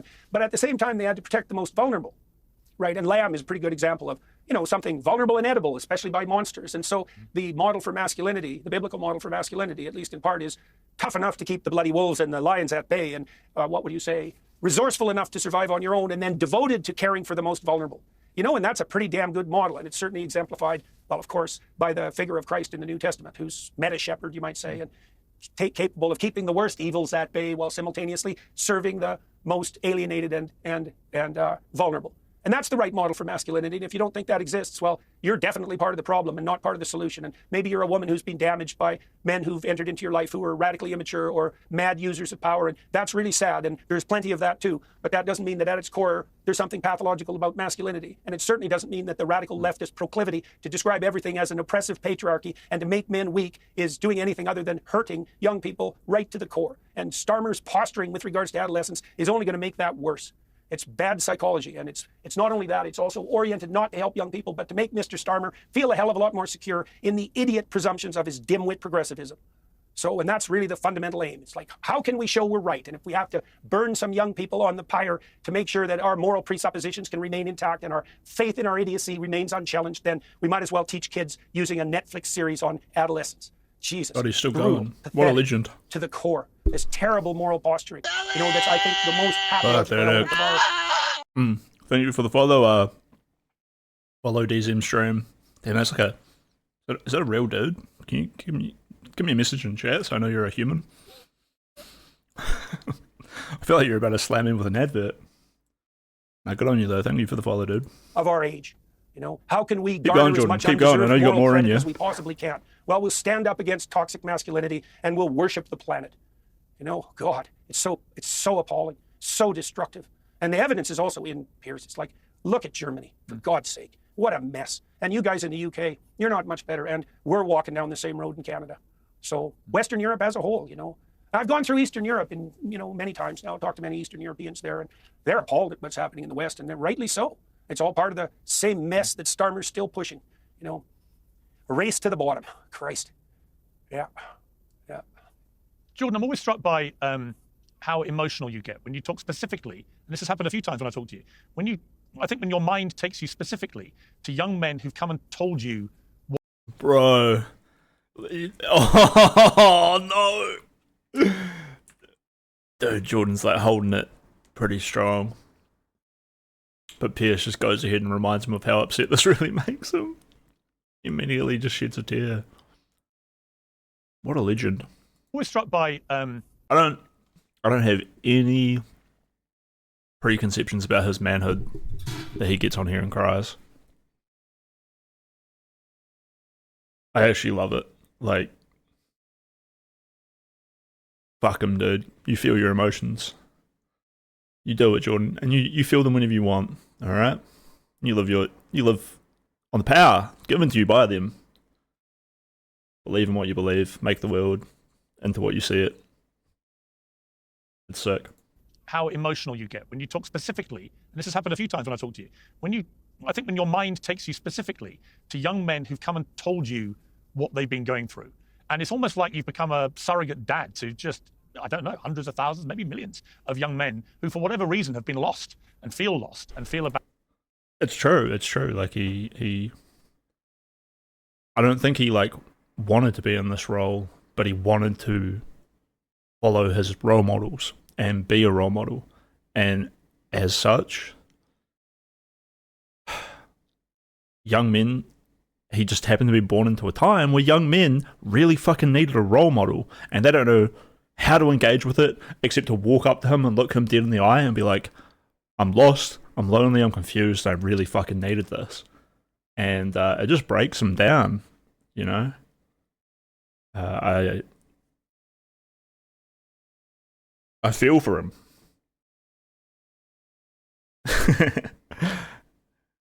And I feel for, you know, the men in this situation as well. Because they covered it before, like, when you are, like, lost and vulnerable and whatever like that, and there's people like Andrew Tate, who does have certain signs of strength, but is also rotten to the core. It's like, it's better to be Andrew Tate than to be a helpless, wide-eyed babe, like, oh, the world is fucking scary. And so, got to develop your own strengths to stand up against Andrew Tate in another way, and that's difficult, especially if you don't have someone who's already done it to look forward to being like them, right? And that's what Jordan Peterson wants to be. I'm not going to cast judgment that he's the perfect guy or he's like all the way there or whatever. But this is like the core of that whole situation. Fucking A. Now he's going to cry about it. Abandoned and feel confused and don't have anyone. Got like 20 minutes of him crying here. here. Steer them to, you know, some better place. Let's Why go. does it affect you so emotionally, that? Probably more like 10. Well, you know, Piers, before my public presence emerged, let's say, or developed, I worked as a clinical psychologist, and that was pretty intense. Dude, he's given us the backstories that I'm feeling like I want to fill in. I love it, hearing it from the horse's mouth. Let's go. Public presence emerged, let's say, or developed. I worked as a clinical psychologist, and that was pretty intense. You know, I spent about 13 hours a week, maybe more than that, listening to people at a very deep level. I really liked that. It was unbelievably interesting. You know, it was like one Dostoevskian novel after another, hour by hour, and I really learned to listen. You know, and people are so fascinating if you listen to them and they actually start to tell you what they think. You know, they're unbearably interesting. It's just partly why people keep the conversations at a shallow, you know, and polite level. And it's not surprising. But I like to go deeper than that. And that was kind of bounded when I was doing my clinical practice. You know, it was a set number of hours a week. And I have many other things to occupy myself with. But then when same. the work I was doing started It's to exhausting. explode, I was in contact with thousands Worth of it. people, not individuals. And they talked to me, and I could see this demoralization, and it's part of fatherlessness, broadly speaking, and sometimes specifically. And I could see the pathway to rectifying that. Like the pathway to rectifying that, as far as I've been able to understand, and I've understood this more deeply as the years have gone by, is that we're built for adventure, Pierce, and you take on adventure by taking on maximal responsibility, and that's the symbol of hoisting your cross voluntarily and trudging up the hill, right? And that's the symbol upon which our society is founded. And the adventure of life justifies its suffering, and it's maximized with maximal responsibility. And it's maximized with truth, because if you tell the truth, what should happen as a consequence of the truth makes itself manifest in the world. And that's the best possible outcome. But it's also the most adventurous thing that you can do, the most exciting thing you can do, hands down. There's nothing that compares to it. That pathway of maximal responsibility, voluntary responsibility, and truth. And I understand that deeply at a religious level. I understand that that's the symbolic world on which our productive and peaceful culture was properly founded. Yep. When he's talking about the spiritual level, I figure, or I have to try to figure it out. And I think there's this idea of like the vessel of being like a human and the potential within it to go forward. So he wants to provide that experience that of your life with these challenges that enable responsibility, growth, and it's like built into your DNA that it will change you as you go through those things, like a prescription, as opposed to just learning about responsibility, learning about challenges. And there's like an inherent difficulty in this where like it doesn't feel like a challenge sometimes. Sometimes it just feels like punishment, and you need to remind yourself this is like a test. And I want to be here because I want to change and what Jordan is saying is like a religious thing, but like in a spiritual way, I want to grow, lift, change, right? I'm not sure if he'll exactly tap into that, but he is drawing in this like concept of adventure, the journey, actually having to go through it, I think is part of the adventure. He's not saying like it's fun, but he's saying it's exciting, and the fact that it will stimulate you, it will change you, it will hit you from all angles. And some people are just born to be like responsible, kind-hearted, good people, but it doesn't mean their lives are like easy, or you should resent them for having like a not so difficult journey and more of a constitution of determination to be that way, and maybe they enjoy it more. You should look to those people as, again, like a role model and like a friend and a partner going through it all. I'm 30 years old. It's my birthday next month, turning 33. It's cool. I'm at like a point in my life where most people bring it all together and start succeeding. I've seen enough. I've been through enough of the journey. Feel like I'm at a point where I can start applying it and affecting the world around me and have more impact on, certain kinds of conversations. And I've seen the effect of communicating that to people, thousands of people. And it's a great privilege to serve that role, but it's also overwhelming. I think it is one of the things that I was ill for quite a long time. And I think that was part of the reason, just seeing this malaise so deep. Yeah, I think and he was it's also terrified so of easily becoming addressed famous. in a sense. It's that paradoxical combination of depth of suffering and ease of rectification. And I kind of understood what the conservatives have done wrong all along. They tend to moralize in a finger-wagging way. You should do this, you should do that. And there's truth in that, that imposition of mature structure on immature hedonism and disunion and disorientation. But it's much better to talk to young people about morality and truth as an adventure than as a moral burden, as something that enlightens and offers opportunity, which it absolutely 100% does. I've had so many young men come to me I don't know how many, but there's thousands of them. Like it's continual. Who say, you know, I was completely disoriented and lost 5 years ago. You know, I started putting my world in order a little bit, making my bed, you know, in that cliched way. At least it's a gesture in the right bloody direction, trying to tell the truth, because now I understand that that's necessary, trying to act responsibly, and like my life is completely turned around. And you know, these are guys who are usually standing up straight, and they have a girlfriend, and maybe they have a baby, and maybe they're married, and you know, they were bloody suicidal wrecks 5 years ago. And so, you know, great. And as I've delved into that, you know, I've started to understand more deeply why this works. And it does work because this pattern of voluntary self-sacrifice, that service to the truth, service to your wife, to your kids, to the future, to your community, all of that is what makes your life rich and meaningful, because your self-regard and the significance of your existence is obviously proportional to the burden that you're willing to uphold. You know, and that's the symbol that underlies Western culture. And I'm trying to teach people what that means. You know, the alternative is something like power and compulsion, or this idiot hedonism that, you know, certainly does no one any good. And, well, it's overwhelming, I suppose. The magnitude of it, I suppose, is what's overwhelming, but also that paradoxical juxtaposition of depth of suffering and relative ease of rectification. You know, these things are so obvious when you lay them out. It's like, who do you admire? You admire some power-mad hedonist? Well, that would be Andrew Tate. Or do you admire someone who's taken on some responsibility? Like, your natural proclivity in a healthy psyche is to admire the shepherd, let's say, you know, and not the goddamn tyrant, and not the hedonist who lives for the immediate pleasure.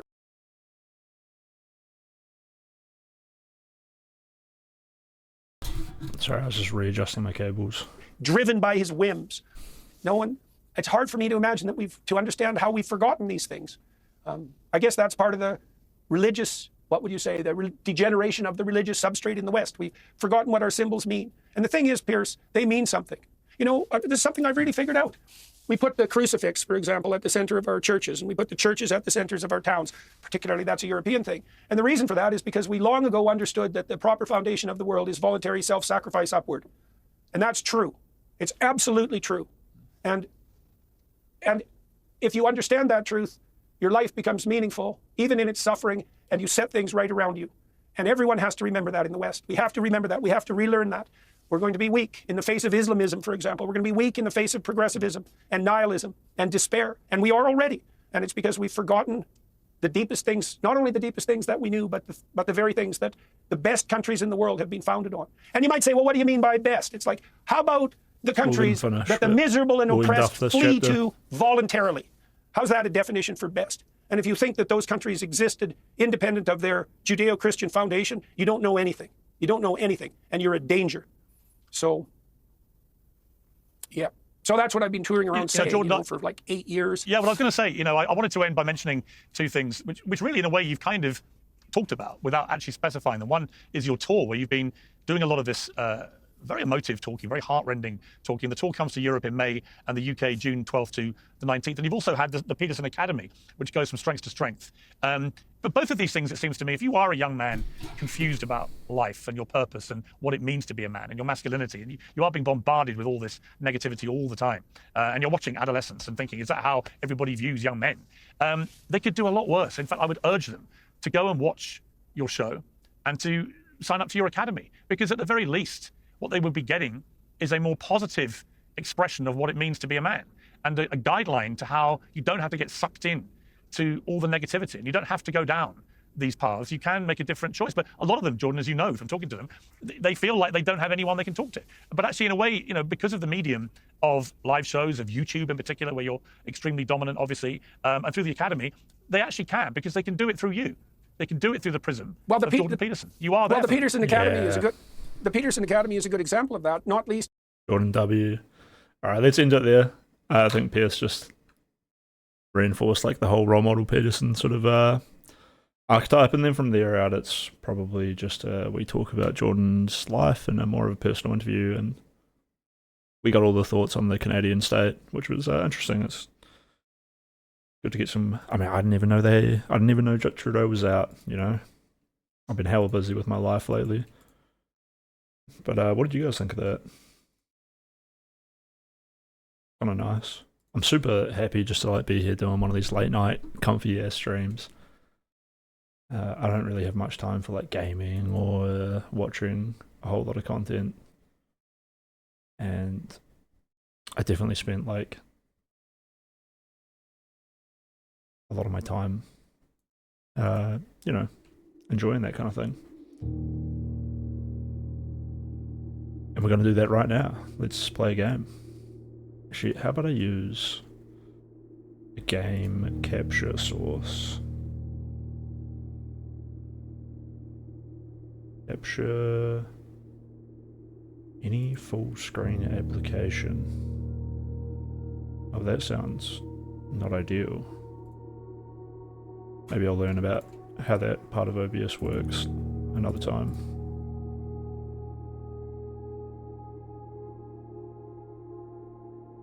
We do have a gaming overlay, but it's mostly set up for Noita. We'll see what this game's like. But I noticed everyone's been playing it lately. All Blueprints. And let me get this on my my left monitor.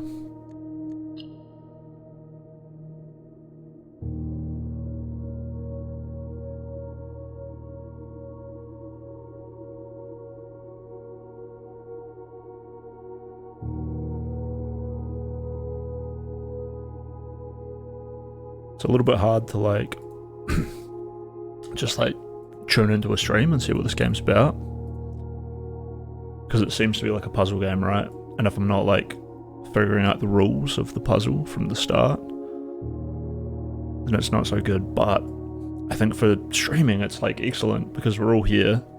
If you guys are paying enough attention, and I'll be narrating it for you, even if you're like paying a little bit of attention doing other things,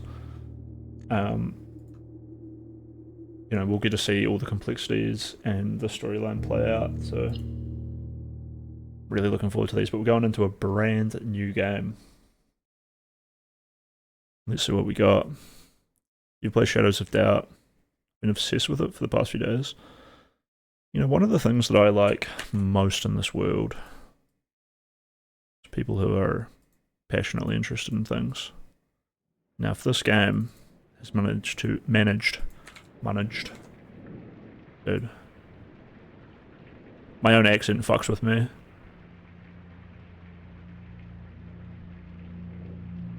There's a Kiwi girl who asked to come on stream the other day, actually. She sent me a little voice clip to prove that she was a Kiwi. And it's so weird hearing my accent. But I'm real interested to see if you guys think that she sounds different to me, because I don't think I sound like I have a strong accent.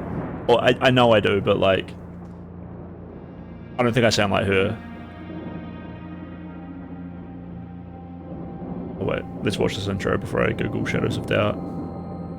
Or maybe... Herbert S. Sinclair of the Mount Holly Estate at Reddington, do publish and declare this instrument my last will and testament, and hereby Noble revoke bloke. all wills and codicils heretofore made by me.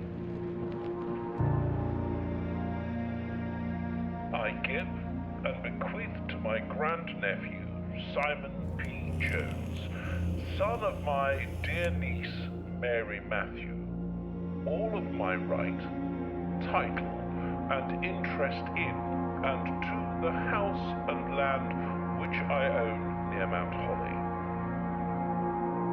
A girl from the farm? Oh, like Kiwi farms? No, like, Kiwis and New Zealanders. Contingent on my aforementioned grandnephew discovering the location of the 46 Hell no, Portobello. of my 45 room estate. The location It's a lot of rooms. has been kept a secret from all the staff and servants of the manor. From what I know, this is a bit of a roguelike, so these rooms will shuffle. Worthy of the Sinclair legacy, It's really should unique have no gameplay. trouble uncovering its whereabouts within a timely manner. Should my grandnephew fail to uncover this room or provide proof of his discovery to the executors of my will, What a troll, dude. Spends his life making puzzles that people have to solve when he dies. Oh, the will lapses. Why? Why are you like this, Granddad? He's an eccentric bloke. I'll give you that much.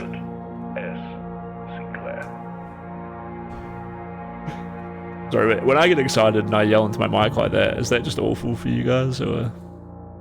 Let me turn my mic down a little bit. I just get excited, you know.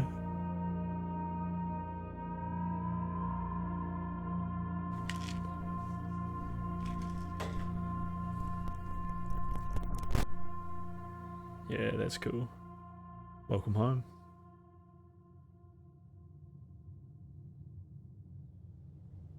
Okay, so I'm like that blue-haired boy. What the fuck is this, dude? We're in the middle of nowhere. Isolated.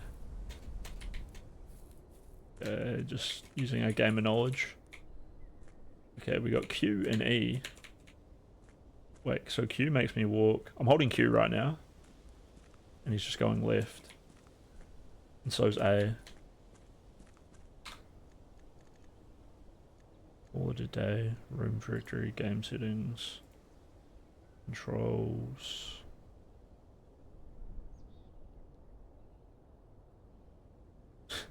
You don't run, you stroll. Nice. Jesus. I don't know why my microphone just did that.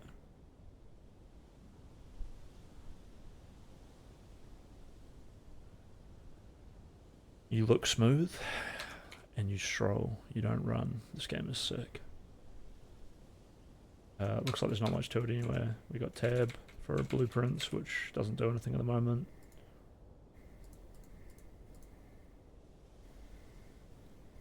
True, so we found the antechamber and the entrance hall.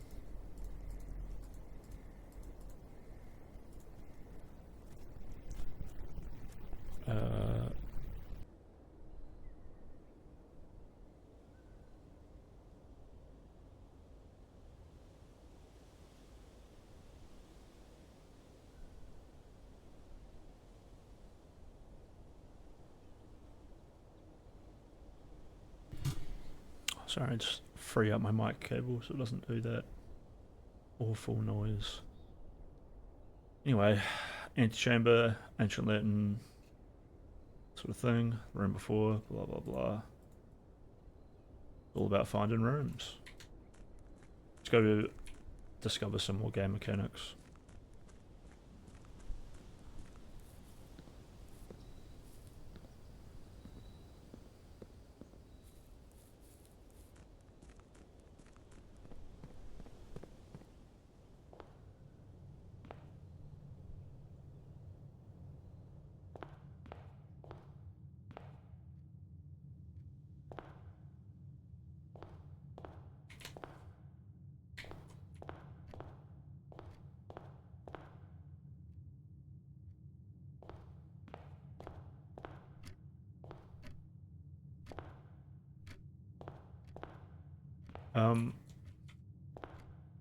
We just look. What does the 48 steps mean up in the top left corner? Only open on the event of my death. Simon, welcome to Mount Holy. May not remember, but I have found memories. Now, what is this voice?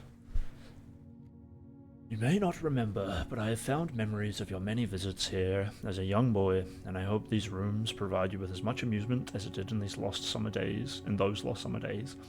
By the time you read this, I will assume you are fully aware of my last wishes and all the details of the bequest. You should not mistake my intentions in giving you this challenge as a lack of confidence. I assure you nothing could have been further from my mind when I chose you as my heir. First. That said, there are a few ground rules of this commission covered in the fine print of my will, but I feel I should bring to your attention no tools or items may be brought onto the estate from the outside. Tools or items found on the estate may not be taken off the estate. You may not stay overnight.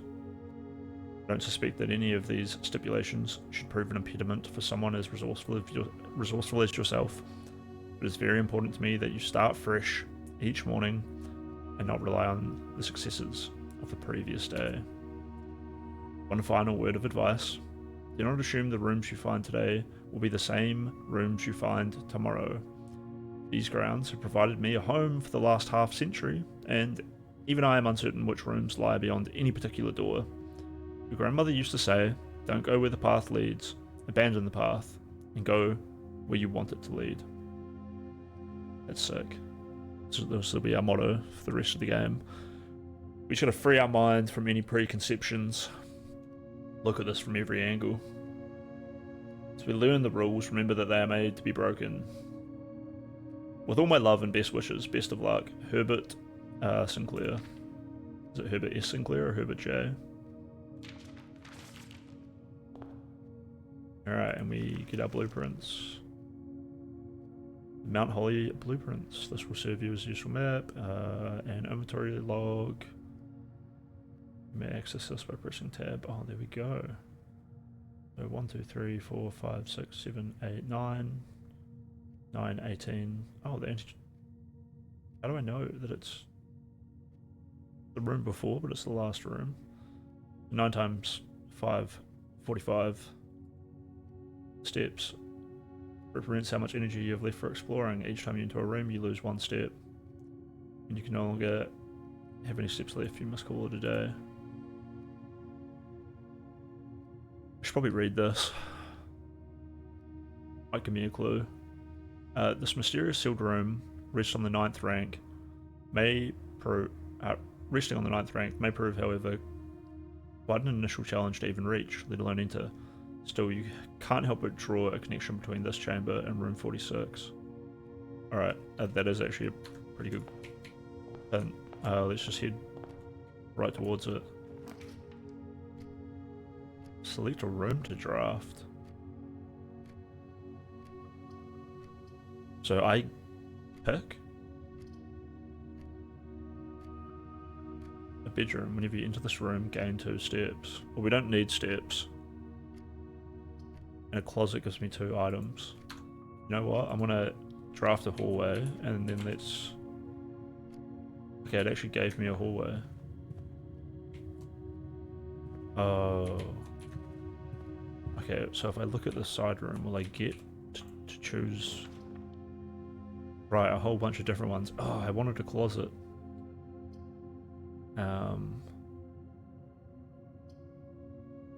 Let's go for a den.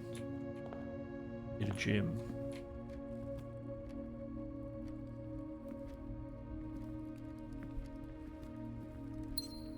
Okay, that's pretty easy. Leaving... Wait, so I drafted the hallway over there. If I walk out this door, I'll lose a step. But drafting the hallway didn't mean I lost anything. Right, so we might as well push forward from here. Oh look, we got a corridor. Oh.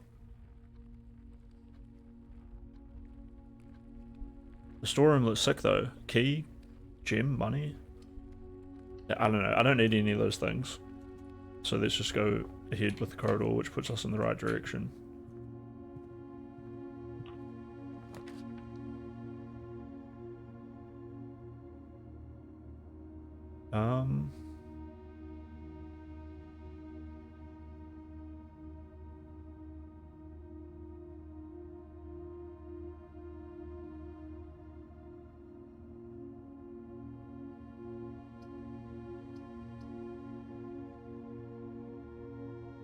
Oh! I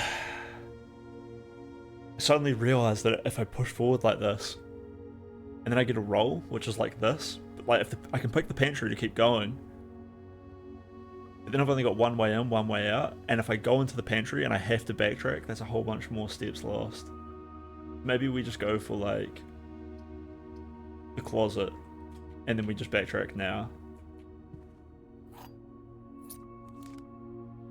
Okay, so we got 2 items.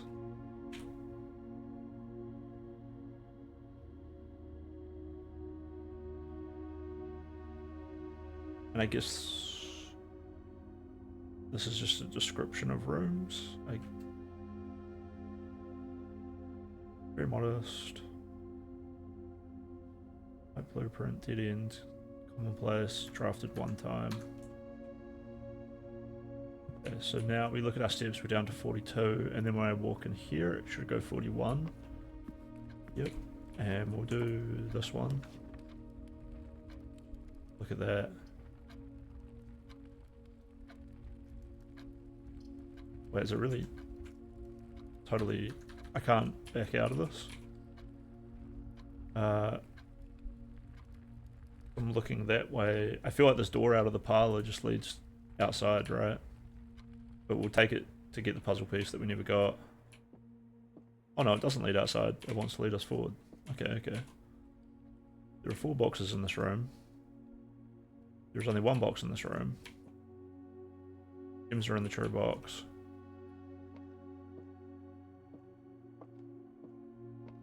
Okay, so 2 of these are wrong, 1 of them is right. If this one's correct, this one has to be correct, right? And that one's wrong because there's 3 boxes, and that one's wrong because there's 3 boxes, and this one's probably right because there's probably gems in the box. Please clap. How do I unlock it?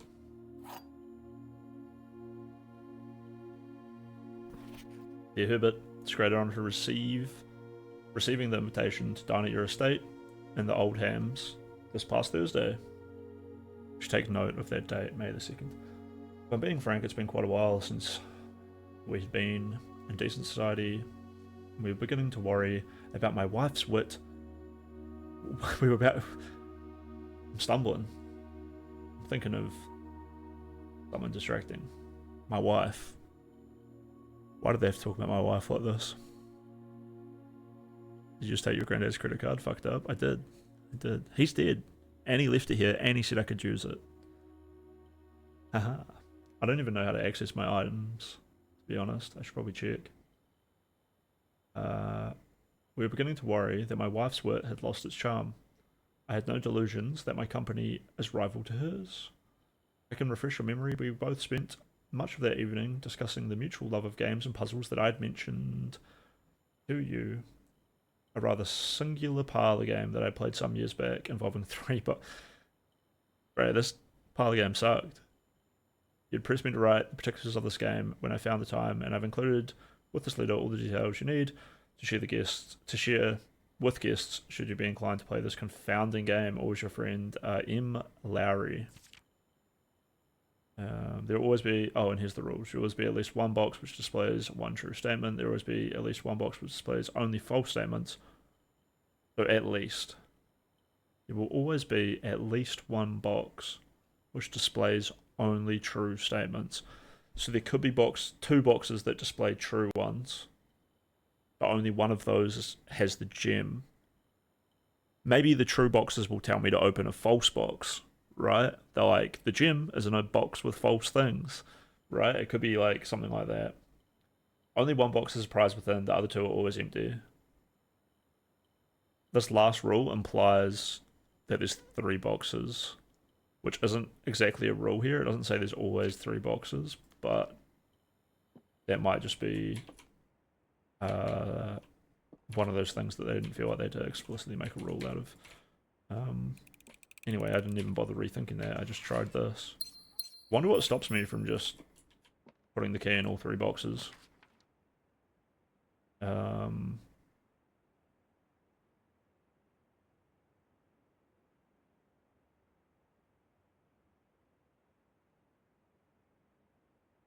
think I go for the guest bedroom. I wonder what the pantry would do. It can't go into the corridor. Actually, let's try the food safe and see which direction it decides to face in. Or maybe I'm meant to be rotating these.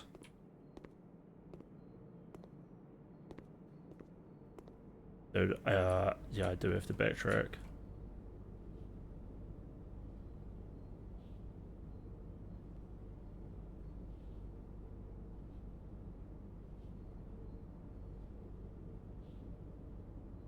I just get to pick one. Oh, it's 15 steps and it's 8 gold. Oh, you stank. And certain rooms cost gems to build. Oh.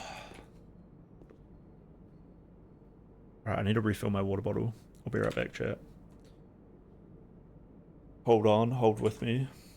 Actually, you know, I have a little waiting screen that plays videos whenever I go to it. Perfect. Ops in a 2003 Jetta. I just beat the fuck out of a nigga and he had eczema. I just caught a nigga re-rocking his old prime sneakers. I just caught a nigga with some. Hey boy, you don't understand English, man. When the fuck am I ever defending that? I already said it was wrong like 10 minutes ago. Fuck out of here, boy.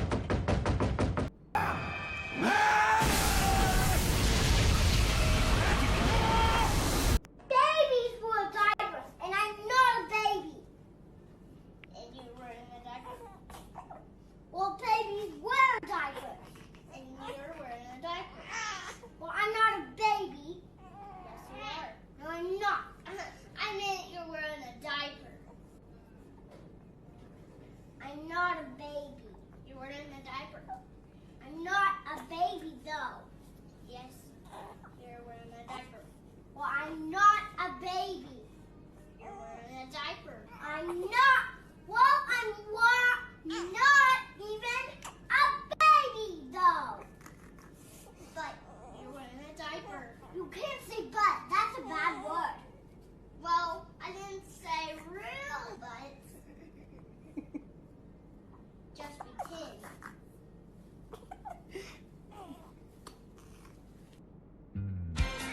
Curiosity.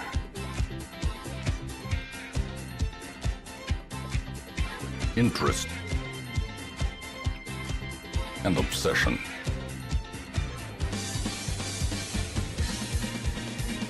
Even my untethered imagination dares not conceive of what effect the years spent submerged in toxic sludge and thirst to ever more disturbing diversions. You are not alone in this place, and I know your sickness, pernicious plague. A sickness so virulent, so insidious. It is more a curse than a mere disease. But restraint would have rendered me a hypocrite. And yet, here we are, for morality.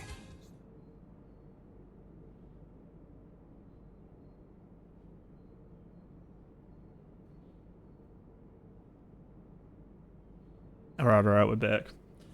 So the food doesn't cost steps, it gives steps, but it costs gold. So this kitchen would have been awesome if I had brought gold here. But instead I've done the thing that I said before where I'm going to have to backtrack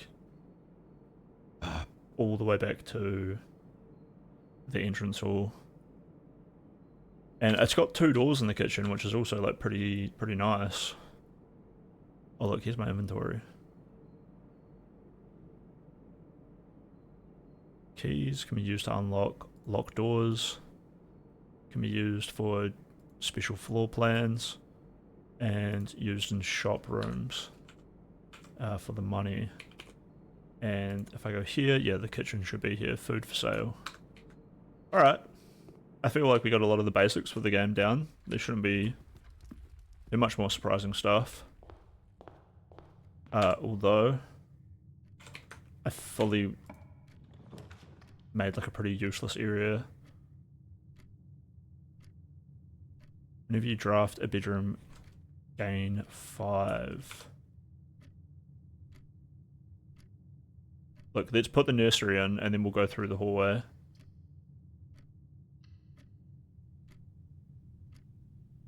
Is there any point of me going in here? Type, drafting, bedroom, dead end. One of the few rooms. Like, if I go in here, I'm just going to be wasting 1 step to go in and 1 step to go out, right? But even at the time, you remember feeling a little old for the activities provided here. The twin cribs found in this room might suggest that at one point in time, there have been some hopeful expectations of a sudden growth of the family tree. That's really cute.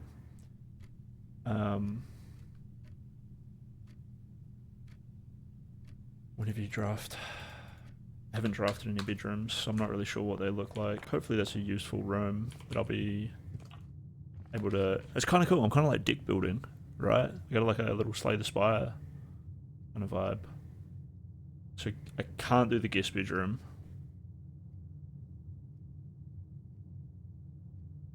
Drawing room. You may draw new floor plans while drafting this room. What does that mean?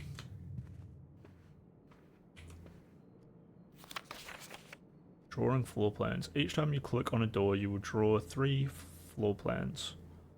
Oh right, like I'll draw them like a card, not like drawing on a blueprint.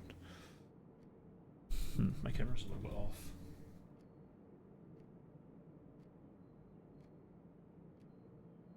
That's better. Need to make that add play Chris Blitters clips. True, I should just have like highlights of the stream, right? Rather than like random stuff that I enjoy from random Discord chatters and stuff. It's a good idea, dude.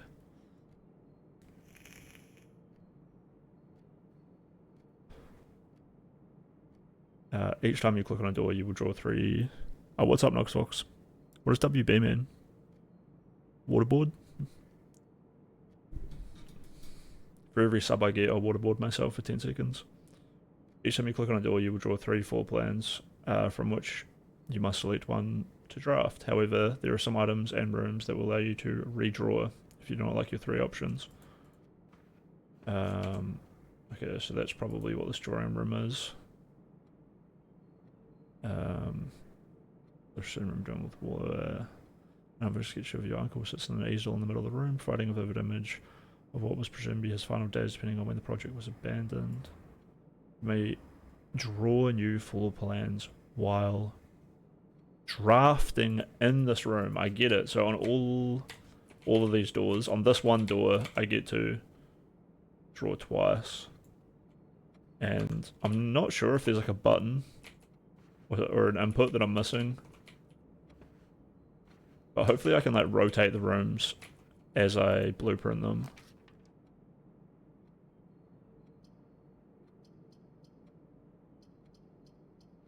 And I can redraw these. So I could go for the Nook. Whenever you enter this room, gain 2 steps. So you look, there it is down there. I don't think I want to redraw. I think I just want to go for the bedroom because I've got the bonus from the nursery.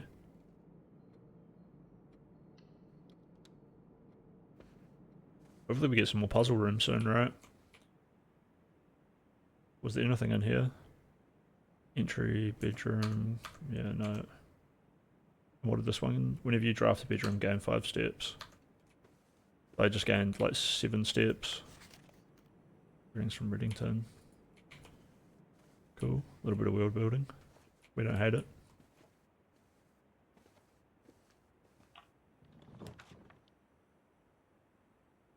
Guest bedroom, 10 steps, but do I have gems? I totally don't. I just have to go for the chapel.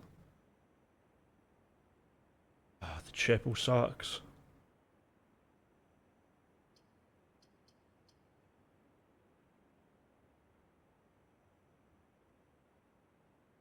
Seems like passageway is the only way, but I can't place it. So I don't have the gems. Let me Google it. What's this game called? Blueprints. Can I rotate rooms as I draft them?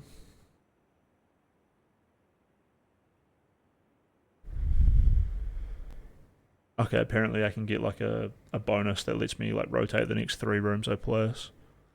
Is it going to be possible to rotate rooms when placing them? I have 1 exit room.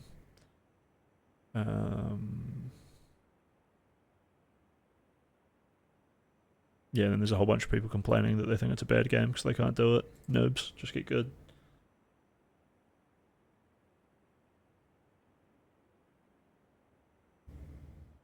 Let me try to think my way through this. Is there a way out? I guess not. I'm actually soft locked into having, or hard locked into having to pick a room right now.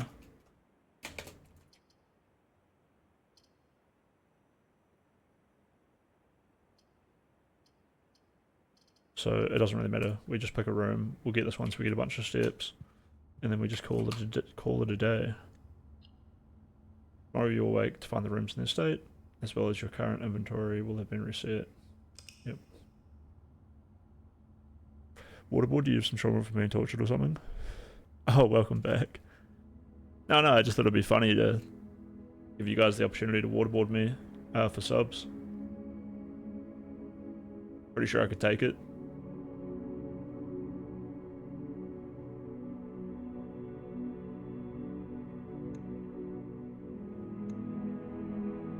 So we built a snug little cottage.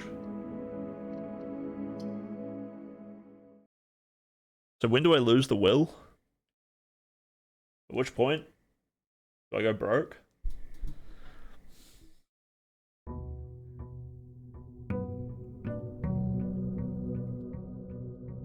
Did the house really look so roughshod, like ramshambled last time I was here? I thought it looked kind of awesome. Alright, we go again.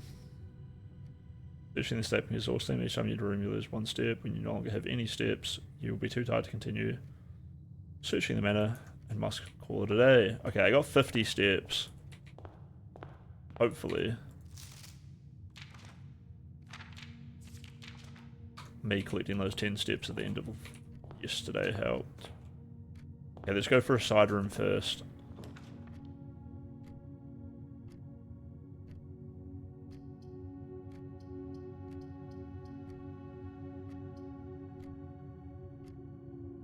The lavatory looks useless, but I'm noticing it's a red room. So that might be like, hey, build red rooms. Let's just go for biggest bedroom. You know, I just want to get bonuses from these side rooms. There we go. Plus 10 steps. Beautiful. And a letter. Sinclair, I just wanted to write you a quick note. Thanking you for the weekend. I had a thrilling time on the hunt with Lord Evanson, whose peculiar personality somewhat made up for your own absence. I also got to appreciate your new game in the billiard room. It's been ages since I've seen the billiard room in the house. I was beginning to suspect you retired the floor plan. It was well worth the wait, though, as I always enjoy your mathematical puzzles and appreciate that I didn't need to know the rules of darts to play your variation. Hoping your health improves shortly.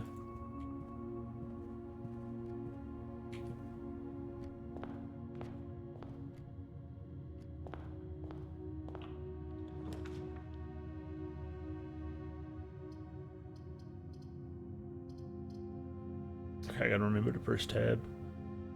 Keep this open. I'm feeling the nook. I'm also feeling the parlor. Spare room. Could be a play. So that I can work in from the corner. You know what? I think I'm gonna go for the spare room. I know. Bear with me, chat. I know that an empty room that gives no rewards might seem silly, but look, now I'm in prime position. Work my way around. Look, here we go. We go bedroom. We gain some steps. Actually, whenever I want to come back through this spare room now, I can come through the bedroom, get some bonus steps. Huge, huge. This is architecture. I'm a qualified engineer, by the way, so... chapel, once again a red room, kind of like the lavatory. I guess these are... The lavatory was like a dead-end, empty room that gave me nothing, right? So these red rooms seem pretty terrible. It does have 3 doors, which is kind of nice. But I don't think I have any money to go through it. So... The utility closet is not an option. But the den opens me up to having more options later. Yellow gem?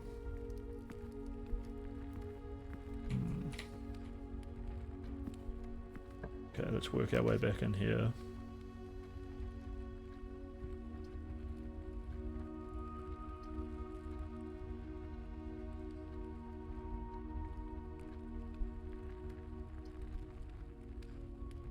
Look in the closet. Oh no, it was Chinese water torture. Doing this for his chat for donations. Honestly, if you were a streamer and you wanted to do waterboarding, what you would do is you would tie yourself down and you would have a tap up above you as well as like a pulley system, and chat would pay money, and it would lower the pulley system, which would drop the blanket, and then whenever they put more money in, it would turn the tap on and off, and then other chatters might be able to pay to like lift the blanket off your face. But obviously, you're literally waterboarding yourself. You know, there's a case of suicide from that. Fucking crazy way to try to kill yourself. Maybe it was erotic. I don't know. The dude tied himself up, and the mortuary showed that he did everything he could to escape. While drafting him, you use these to roll new floor plans. Alright. Oh yes, more money. And walking back in is all good. Damn, 2 red rooms there. Pretty diabolical. An apple for 2 steps. Let's go. Please pick up some more fruit before Friday, as we've just been informed that we may have an extra guest explorer in the house next week. 50 steps should be more than enough. I think it's an even spread would be deal. 5 apples, 5 bananas, 500 enclosed. Amount should cover expenses, but please bring back any change from the order and leave it in the pantry. Is this a puzzle? Like, am I meant to understand that 5 of apples, bananas, and oranges equals 50? Probably just flavor text.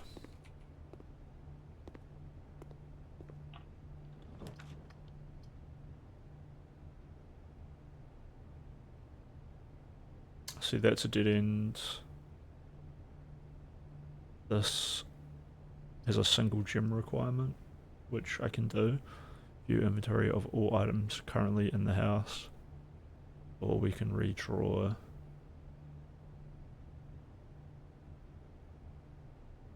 I don't need to redraw, because this does have a way out. Oh shit. Cutscene.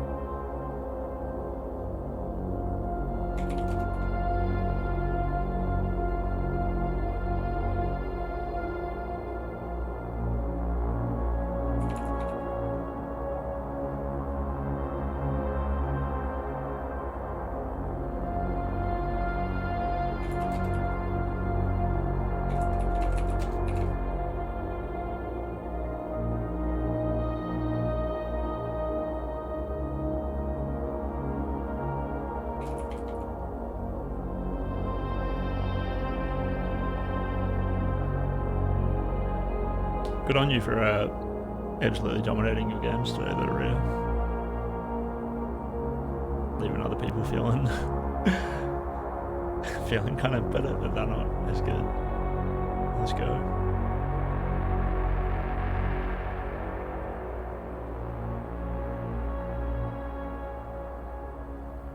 It's me.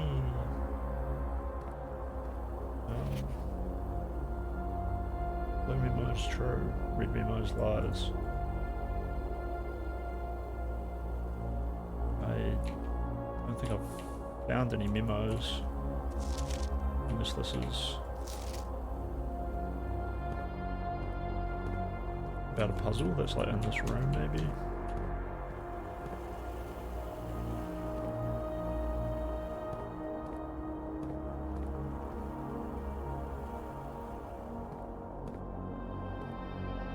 Oh, here we go. This is a lie. For further notice, the antechamber has been unlocked and access levers are no longer required to grant entry. So it's locked and we need access levers.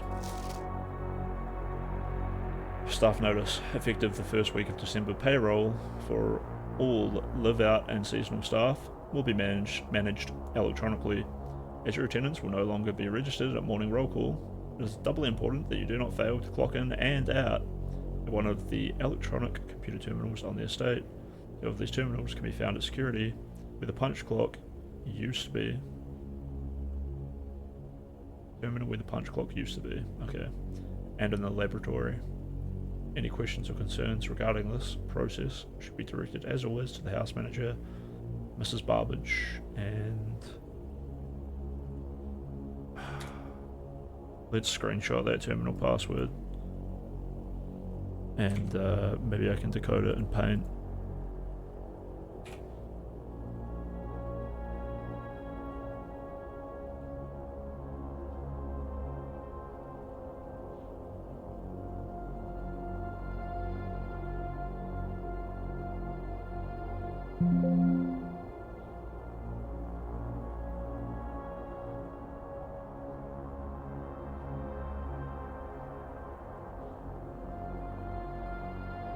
All I've got is like an S and an O and a G and an N, probably an I and G.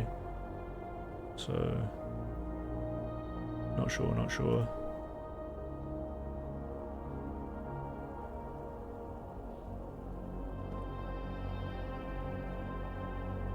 And the terminals should be in here somewhere. I don't know if I really need a terminal to like clock in and clock out though, right?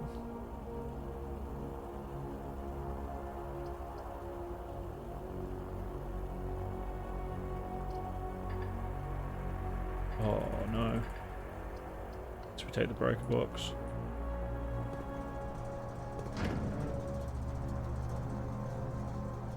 Wiggling of breakers, stretches, switches may result in the unexpected loss of floor plan functionality. Please call DC Power if you require assistance. Keycard entry system.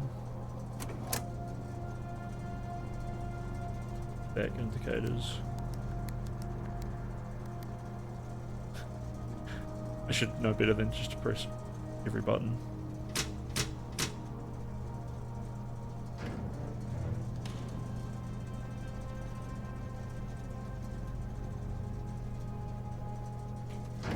I don't think it changed anything. Oh.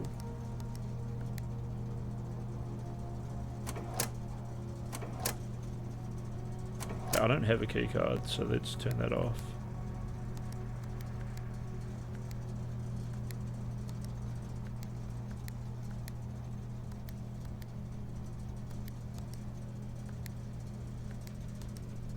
And I don't have any clues on what colors I want here.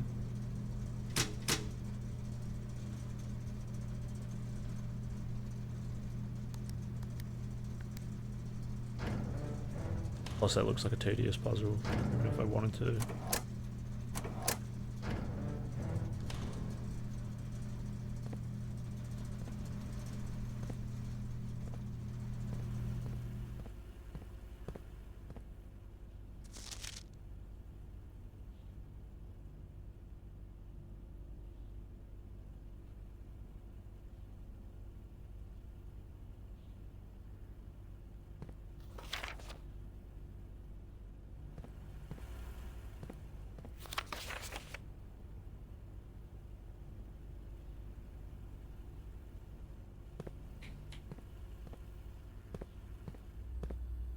Okay, so this is the terminal.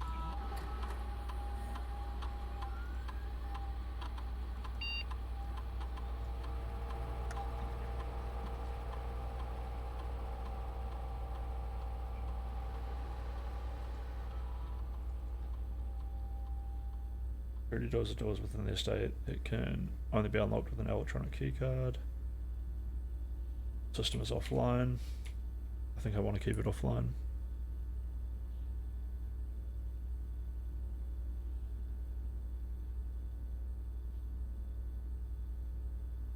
Keycard system settings.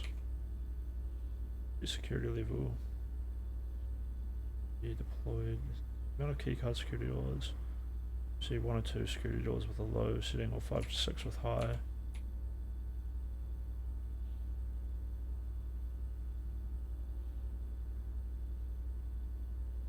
And offline mode is locked. This mode determines the default setting. Security doors will be set to if power is lost. General safety rule offline mode should be set to unlocked if any staff are working in the estate.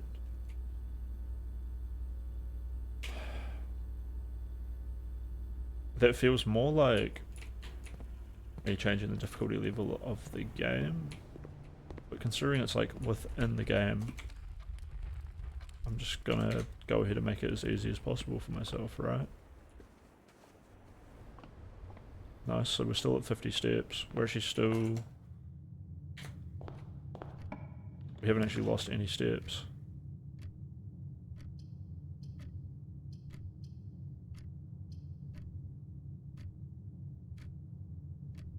Yeah, the chapel's the only way forward.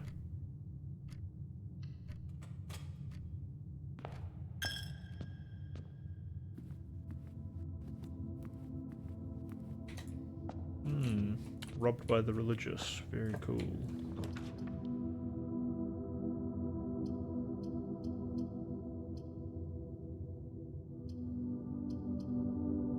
We take...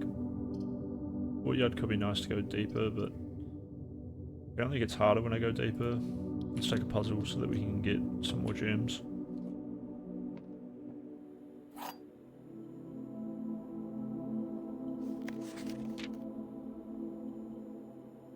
Remember the rules.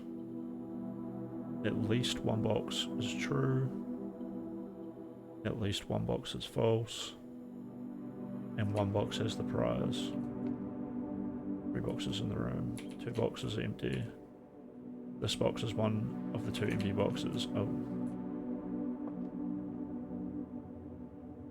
There are 3 boxes in this room, so that's true. 2 boxes in this room empty, that's true. This box is one of the 2 empty ones, so that's got to be a lie. Which means this box is not empty.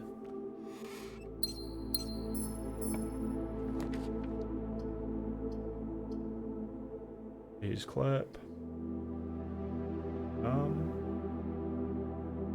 So I could nook and then go around. Take a wee risk.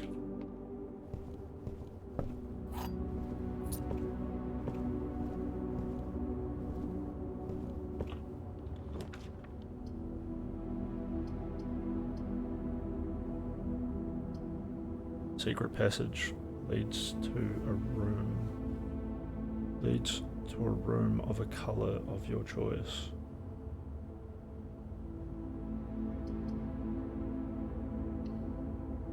I definitely want to pick that, but not right now, when we're totally relying on this to get us further in.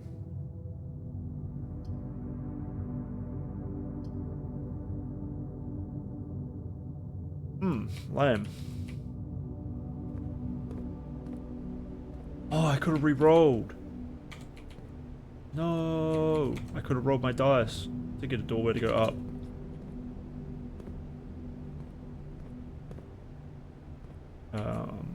Let's at least take the opportunity to figure out what this room's like for our next run. Staff notice, affect the first week of the temporary roll, blah blah blah blah blah. Same terminal password, same thing. New memo. The commissary will be closed from day 12 to day 16. Sorry for any inconvenience. If that's a lie, what does that mean? It means I will definitely get a commissary from day 12 to 16. And the commissary is probably like some kind of mechanic. Oh, it's this. We can get gems, magnifying glass, shovel. I'm gonna go make this last door. Package will be delivered here the day after drafting this room. Look at that. Beautiful.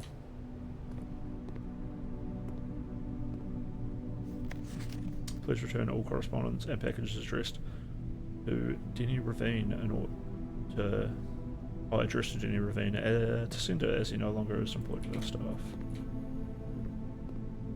Okay, so this will buff our next run with a free item. otherwise we can't go any further. Day 1, day 2. Okay, so we've got our house history. And we call it a day. What's the last single player game you really enjoyed? I'm really enjoying Noita at the moment. That's sort of like my main game that I play after I finish coding or like big streams. I was tempted to play some Noita tonight, but it's not for everyone, but it is a really awesome game.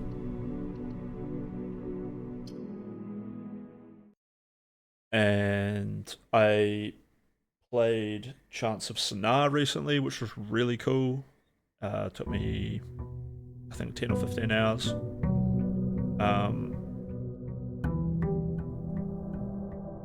Solaris, was it called? Not Solaris. One second. Let me look at my Quick Games folder. And I do have a thing that I usually show people.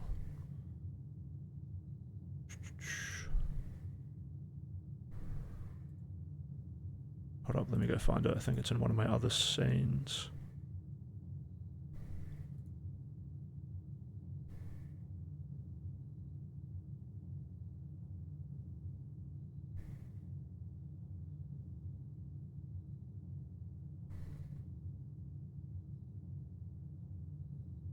Yeah, these are a lot of the games that I was playing recently.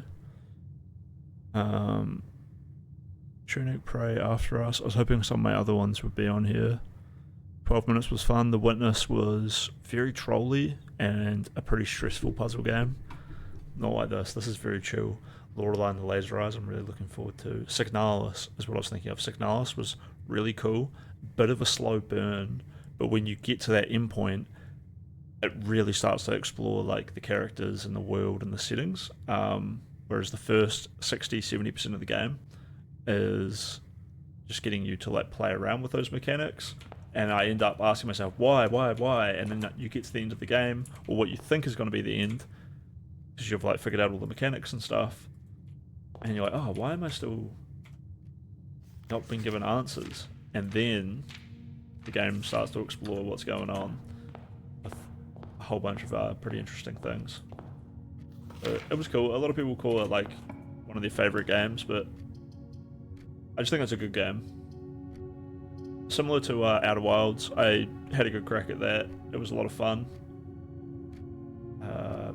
but not like the greatest game of all time.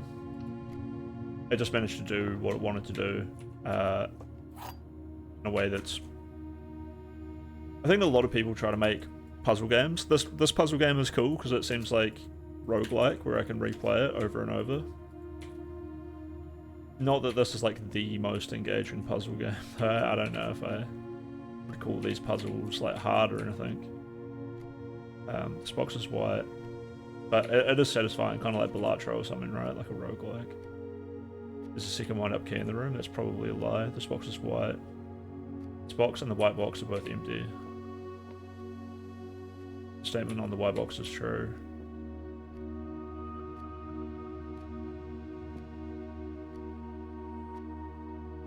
So this is probably a lie, because this is probably kind of a lie, which means this is probably true. Which means this one's probably got the key, the gem in it. I could have checked to see if there's another key, but I don't think it's gonna go. Storeroom, chapel, utility closet.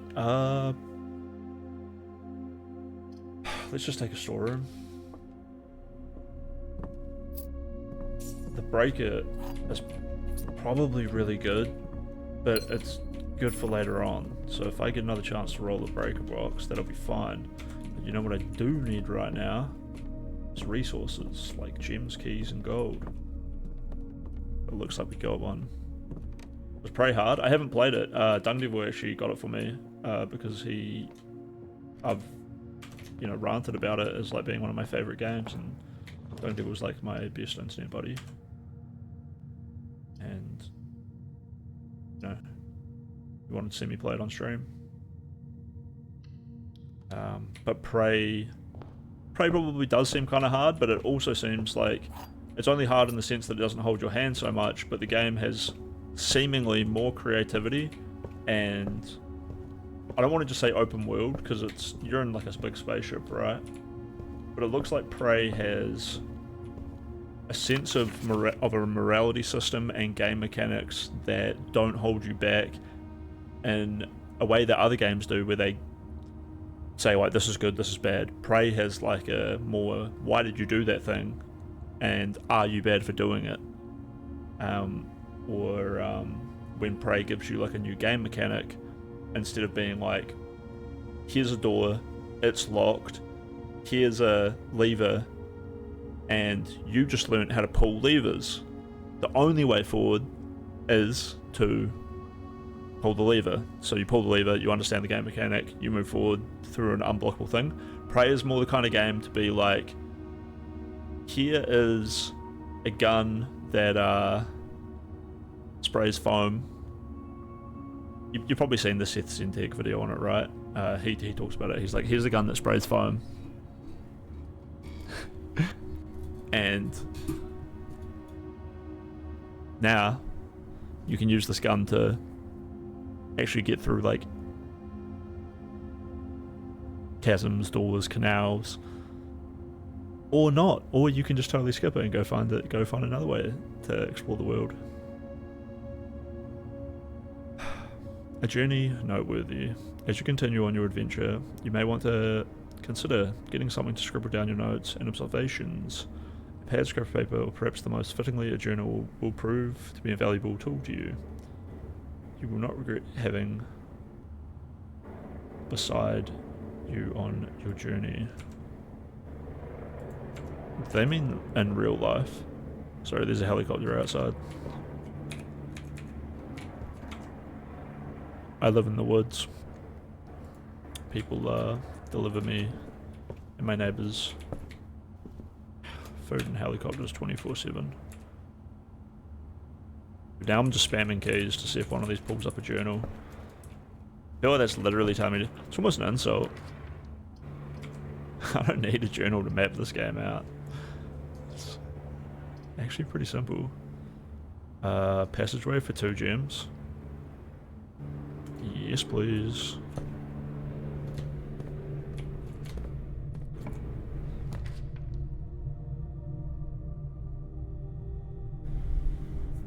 You're more likely to draw red rooms while drafting. Why would I ever want this? Red rooms seem awful. And I get a whole lot of them anyway.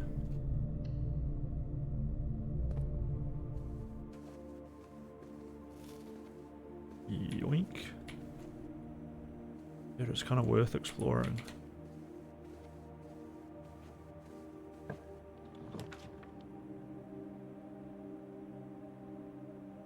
Summer kills me with the story, dude. I'm really looking forward to it.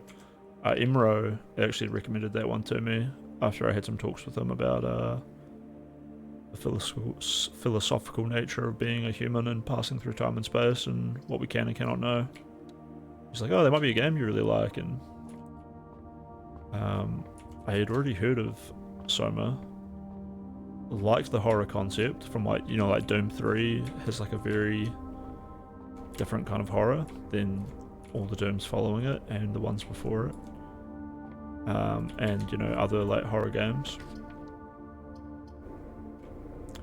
like Amnesia and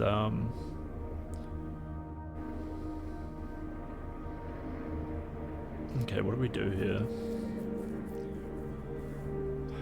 I kind of want to maybe take the break box because I can go back through the bedroom, get more steps, and go to the passageway, and then we've got a lot of options from that passageway.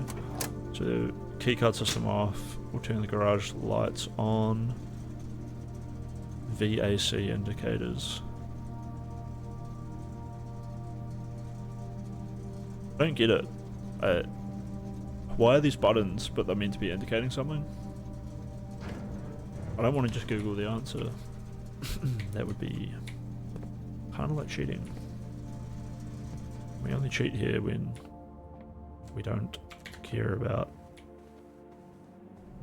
I'm only going to cheat if I feel like I've embraced the game.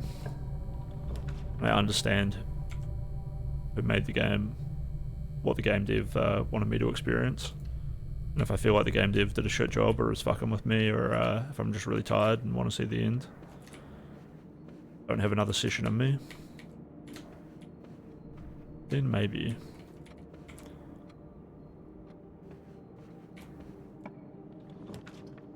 Then maybe I'll admit defeat.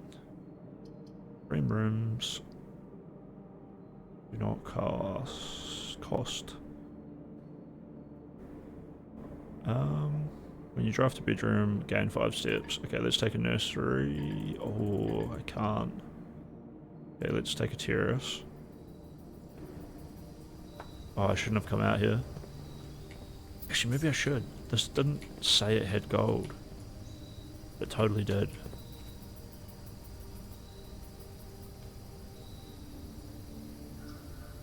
Sometimes I draft rooms, but I don't go explore them because I don't think they're meant to have anything in them, but sometimes things do. I want to go back and build out these two.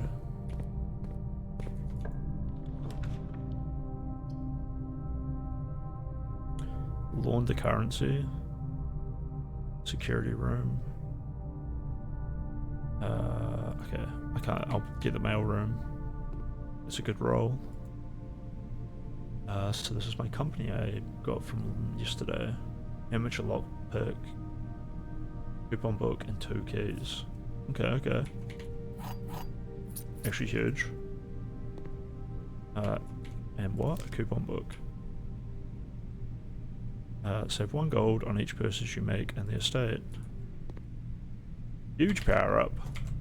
We got 3 gold.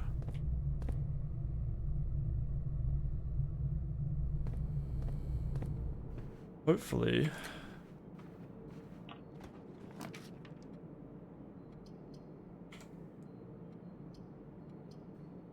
Hopefully this keeps working. Let's not take the corridor yet, because we want to maybe explore these levels. But we're praying we don't reach a dead end here, but we're getting gold. I wish I had gems. So I don't have a way to re-roll rooms, but I think one of the things I'm liking about this game is the quick resets. Like when I'm totally screwed, like I'm almost screwed here, right? Luckily we got the chapel, but I have a bunch of gold, so we can take the chapel. I can just quickly reset and get back into it. The door is locked. Was there a way for me to know that that was locked? Man. Devious. Apparently more of these are going to get locked the further on up I go. Security looks awesome. Hallway looks okay. We'll go for the security. Oh, we can't go for the security. Okay, we take the hallway. Hopefully we get a random drop.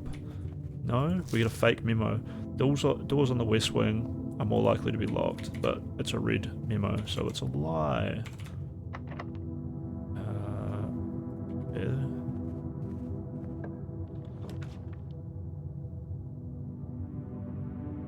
We got a den, we got a commissary to buy food, which essentially gives us steps, or we can go for a closet for 2 items. Now the den, I think we have to go for the den. I don't want to block myself off again. I want to give myself as many routes as possible, and this has a gem in it, so let's take it. If we end up hitting a dead end here, I can turn back. The trunk is locked. Use our key to get another gem and a spare set of car keys. Only car left in the state should be in the garage, which... the garage. That's how you Americans say it, right?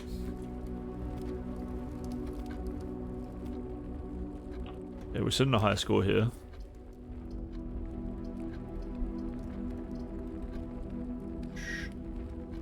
Okay, corridor, sick option. And it's free, because I built the terrace. Hell yeah. Checking for items.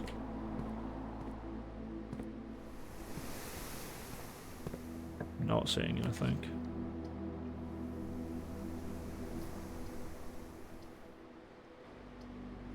Okay, we could get the kitchen to spend some of our gold. I don't really want to. These are both gem requirements. Okay, I have 2 gems. We'll take this nursery, and I'm going to go in here to check for items, because I'm learning.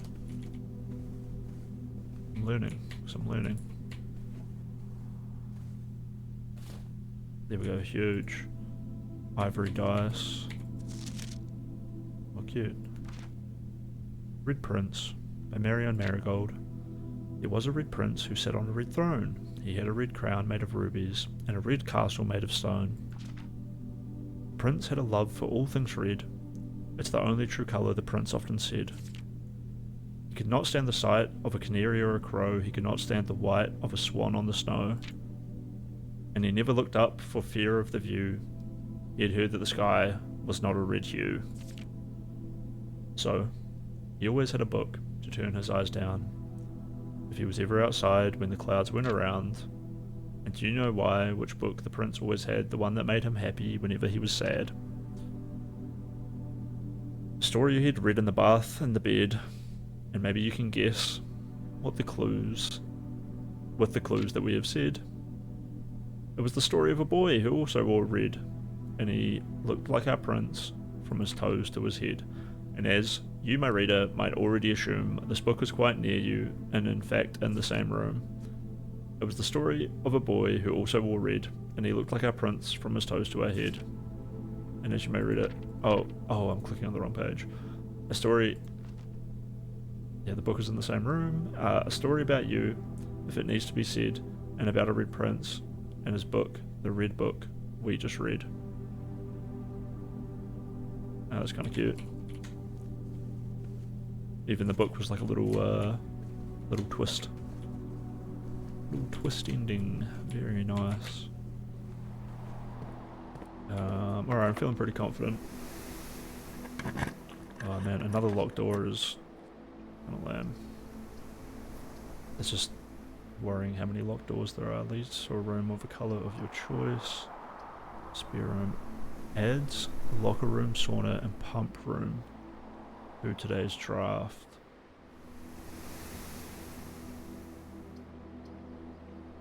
Okay, let's take the pool because it looks like it's got.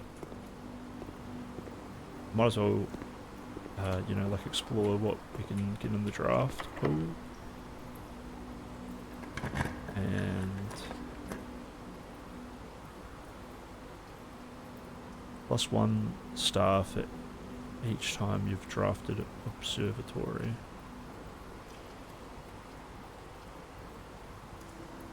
And a commissary has more steps. Or it just has more items. Let's just take... Oh, I can't take the observatory. No biggie, we take the closet, we get 2 free items. A gem.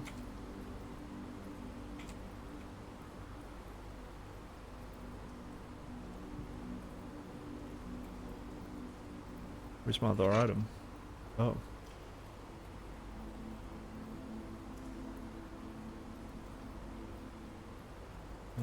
Yeah, good for digging.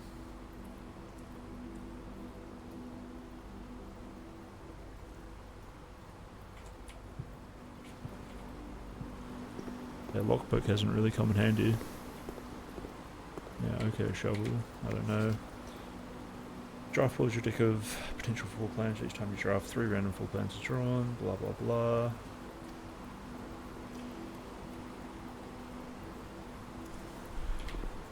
No running. Nice. The lockpick came in handy. 1 major key, 1 minor key. Major key. We take the pump room because we're going up.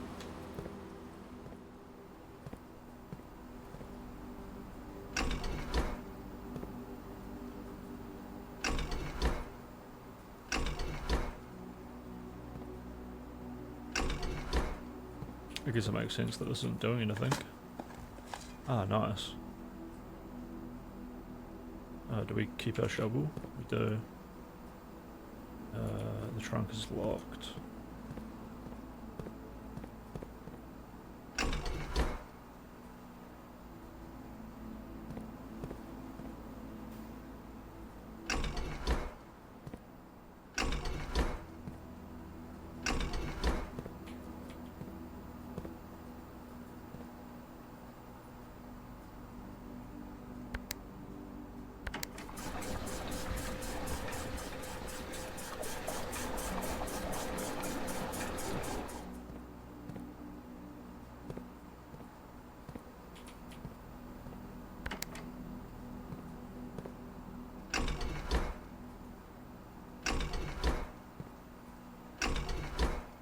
Dude, I feel like the community who gets into this game are gonna be probably having a sick time. There's probably so many like little secrets and things that are gonna take like a lot of time to figure out. Wait, let's drain the pool.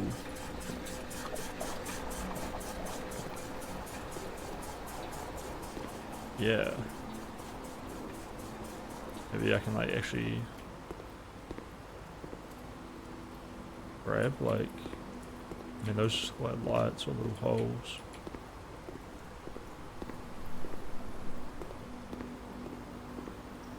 Stuff like that could add like creativity to the game. Oh, we got the keycard. Keycard reader does not appear to be powered on. Damn man, if I'd had a gem to get the security room, I could have turned these to be unlocked whenever the power goes off, and then I could go to the closet and turn off the power to the pump room. 1, 2, 3, 4, 5, 6. Pump 1, 2, and 3, and 4 back there. Pump 2 tank switch.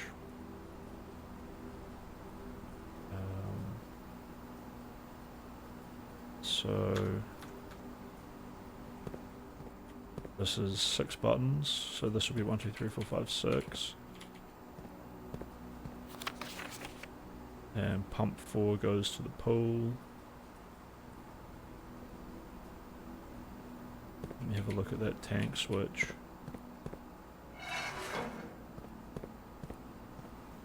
Oh, and here's the reserve. So if I do need to come in here and do something,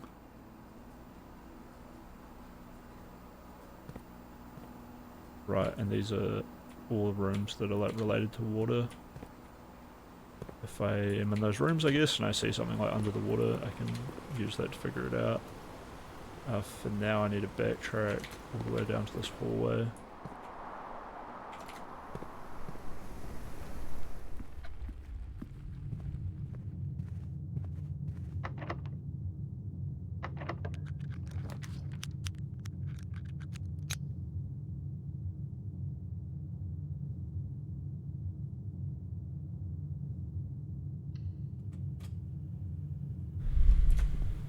I think this is actually perfect. Till further notice, the antechamber has been unlocked.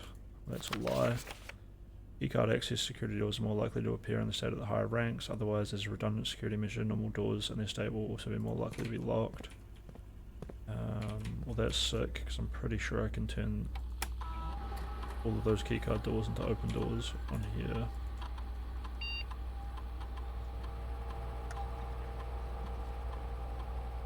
Let's just turn down the settings, and when they're offline, change them to unlocked.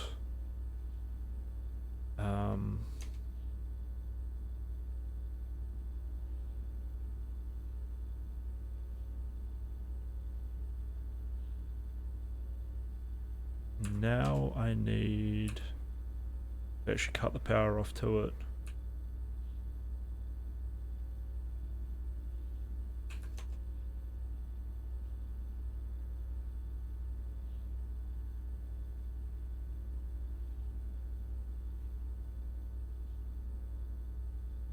Oh.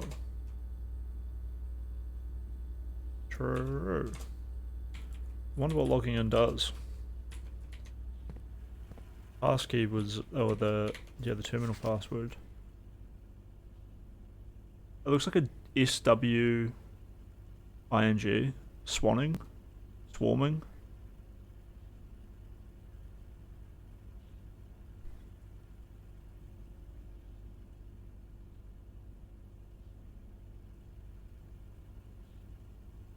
This is a bit bigger.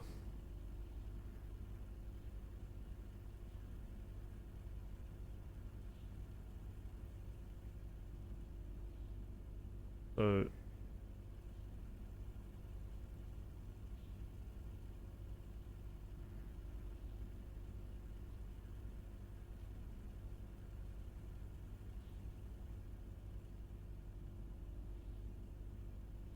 this is kind of what I'm seeing. I don't know about these.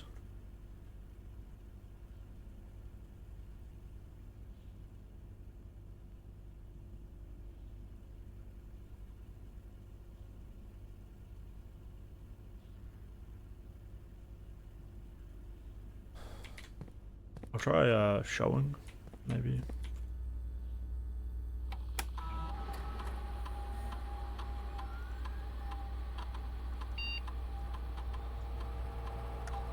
Snowing, maybe.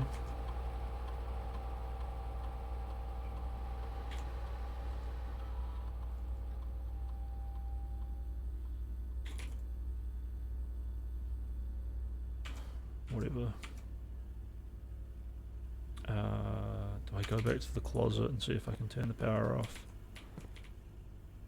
Yeah, I think I might, considering...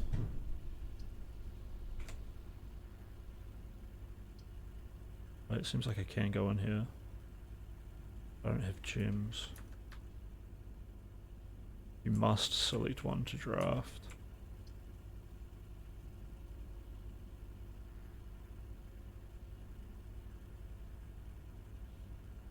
Silly ball.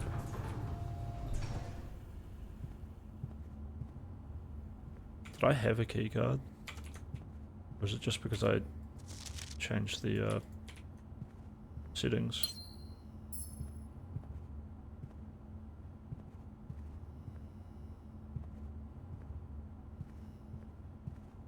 Let's go back and check out the... Maybe I don't go back.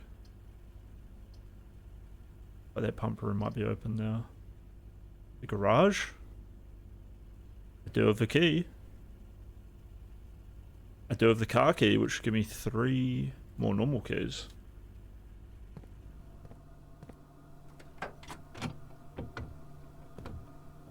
And an upgrade disc.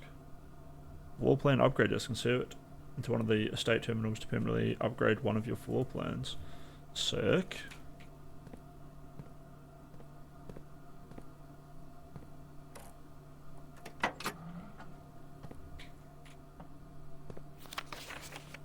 The drop-off address is 14227 Sandy Heights. Small garage on the south edge of Trimsdale. The goods are already secure, and the trunk. Yeah, sure. Cool. Cool. So we got some keys, we got some upgrades to use in the security room, which we just left. Perfect timing.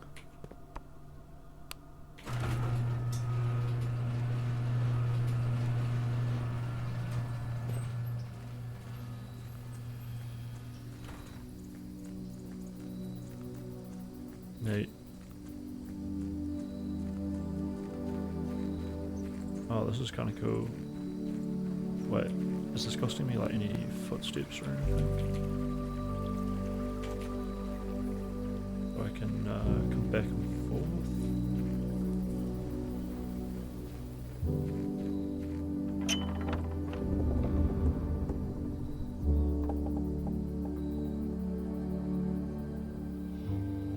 Oh, nice. Permanent changes do not reset.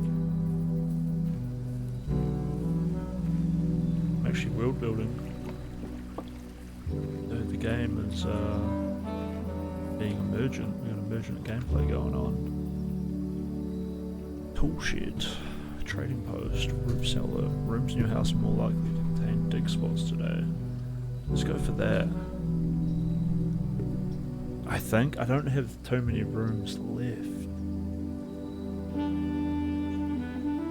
Items for trade.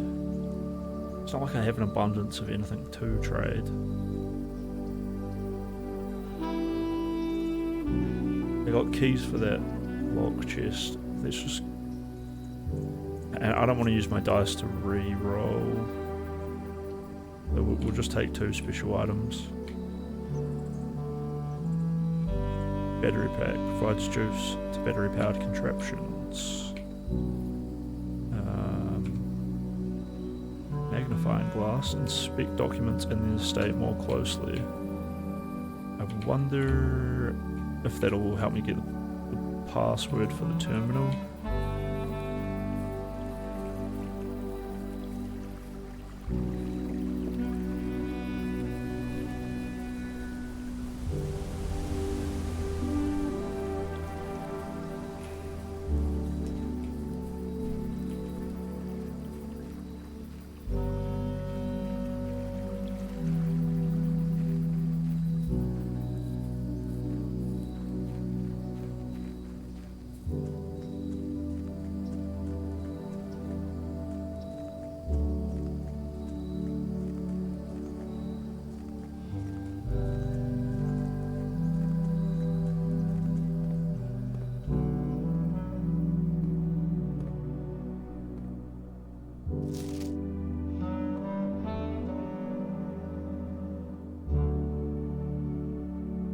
Christoph, this is the 3rd time this month you and the car have been gone when your services were required. I don't care how long you've been driving for his lordship. Your absence must be accounted for, Mrs. Babbage. Oh, she cares about the estate, you know? Old Miss Babbage. Just wants the best.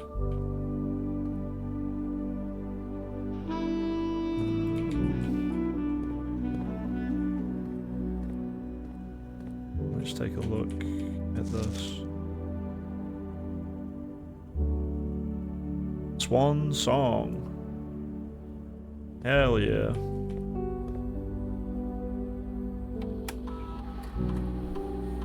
Dude, we did it. We did it, chat. Thank you so much for being here on this journey, chat. Honestly, it's really nice just having these afternoon streams. I'm glad to be here with you, and I hope you guys are enjoying yourself. Network login, staff services.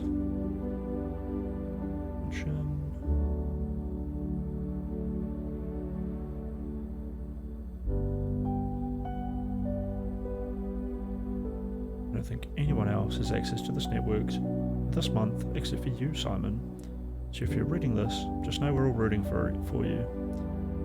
Your friends in faithful service. Requests scheduled today. Ah, good. That's glad. I'm glad. Technomancer, thanks for the follow today as well. Hopefully, I'll see you back here. I'm pretty commonly streaming throughout the day. The service has been temporarily disabled, so no more schedule requests. Special orders. I'd like to make a specific brand of gum or your favorite fruit. The commissary is now taking special orders. Special orders can take 1 to 3 days. Ah, cool.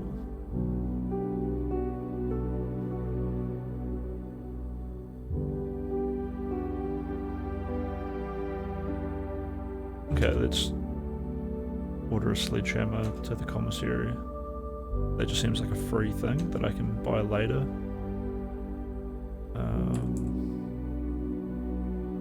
And then now that special request has disappeared. Oh no, wait, it was in staff services.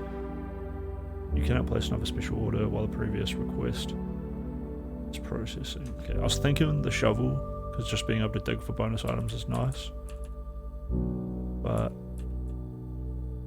sledgehammer probably lets me bust straight through rooms, right?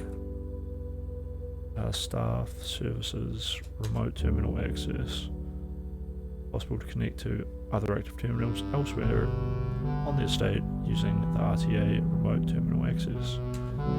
New active terminals. So if we get office lab or a shelter, we can change the security protocols.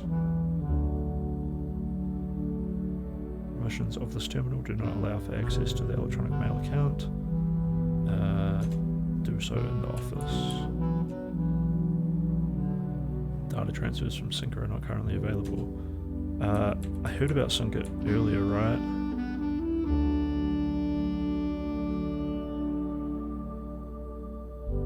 The Ridgy blocks and the commissary players may find an arcade cabinet, the popular game to Ridgy blocks.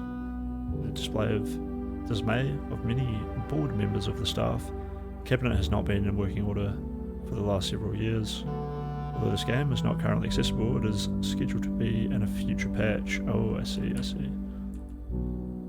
Okay, so this is just helping me with comprehending what the game is trying to tell me.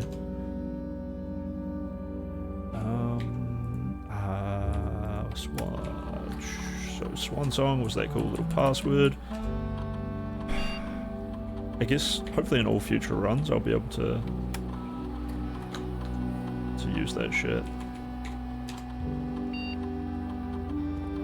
For now I just want to place E to insert disk. There we go.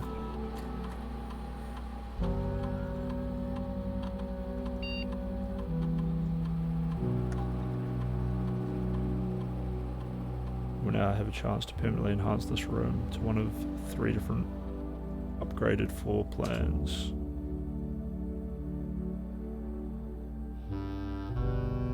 Five dig spots, 2 gems.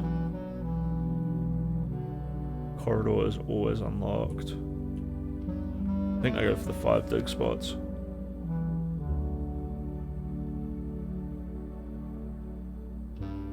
Courtyard, or Corrie Yard. We'll just turn it into a diggy one though. Oh. Dude. Is the paint window meant to be in the way? No, it's not. I thought I minimized that on my screen, which should have like taken it off your guys' screen, but it was actually behind my game. This is why a lot of streamers just share their entire monitor, but I don't have like 3 monitors or 4 monitors or whatever people use to like dedicate one to just being like for chat to view. My bad, sorry, that was up for a while. But when did that even come up? Did I walk all the way around outside?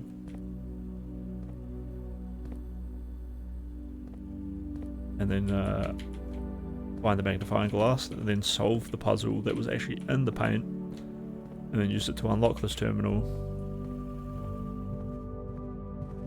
Anyway.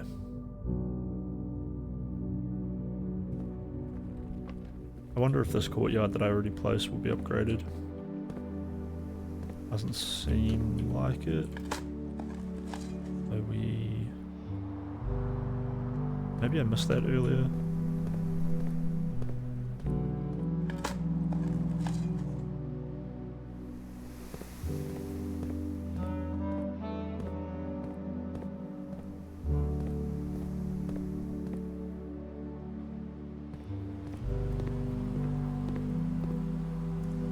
Just make sure that... Oh, I thought they had a breaker in it. Did I add... Oh, there's a breaker box all the way back here. If I can't get through this...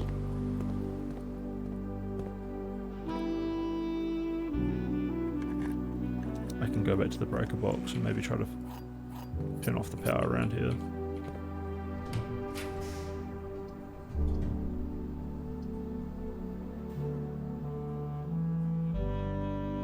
See the floor plans while drafting in this room.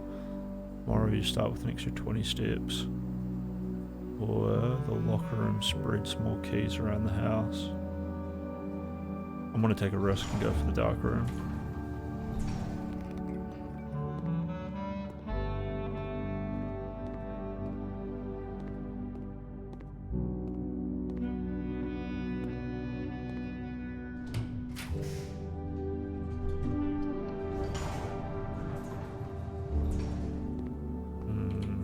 bathroom.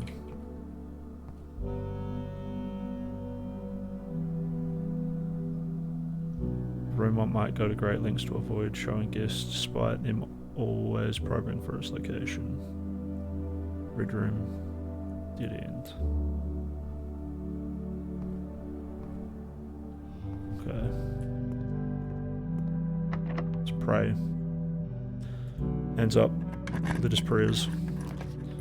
That this gives us something we can work with. We didn't. Check one item and retrieve it on another day. I think that's our run. We got awfully close. And we can check in an item. Thinking maybe the shovel with the coupon book could be good. The lockpicks are kind of good. Let's leave the shovel behind.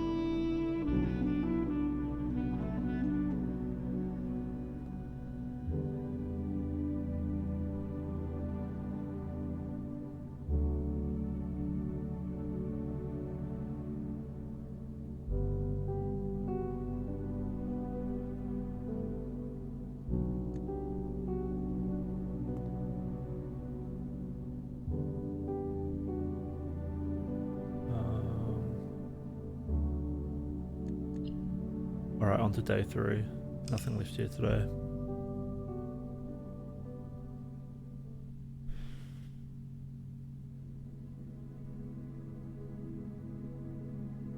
We got all the way up to the 9th level though, so that was kind of really close. I need like an access bar or something to reach the antechamber.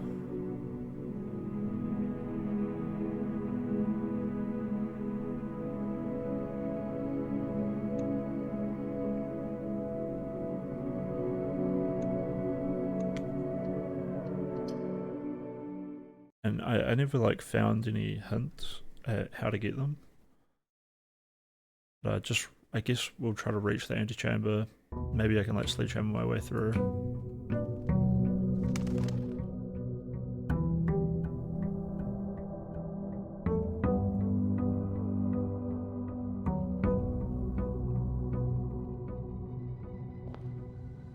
Look, if this is open, why don't I just run around and immediately go to the little shed that was out here, right? Yeah, nice. And this should just be like bonus stuff. And here we get the dig spots, right? Shelter protects you from the negative effects of the next 3 red rooms drafted, or trading post or root cellar. Well, the root cellar seems best early. Now we don't.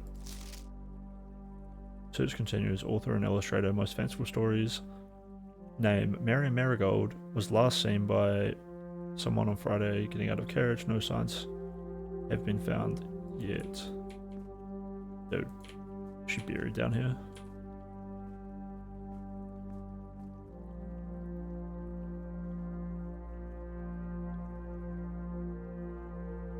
Mary Ibsen.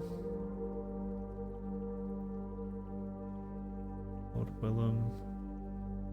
Oh, so Ibsen, and it's an Ibsen Sinclair estate. And there's Herbert. And then maybe this is me, or maybe I'm over here.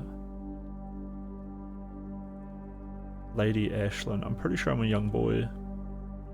Blue hair. The Blue Prince. I feel like Herbert is probably the Red Prince.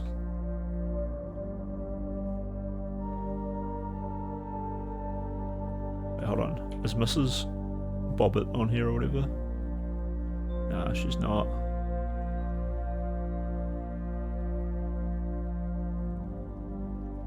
Oh, look, there's a little love heart. That's nice.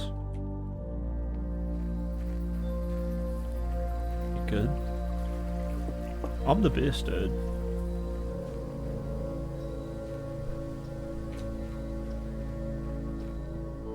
Someone spent millions of dollars to make a game that I couldn't beat. That's what the whole gaming industry is. They're just trying to impress me, cross with us. Bro, the brutal misspeak.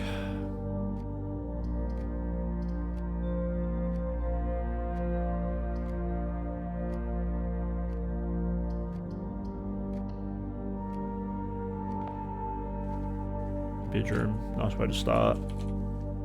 We work off that. There's Mary Epsom. I think things usually spawn. Well, I bet they can spawn on any of these surfaces.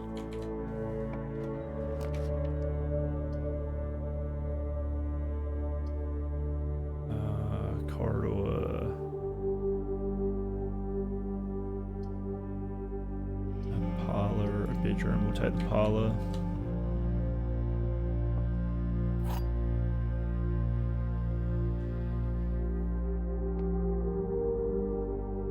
The statement appears on another box. The blue box is empty. The statement appears on another box. So this is true. This is true. This is a lie, which means the blue box is not empty. Wow, fascinating.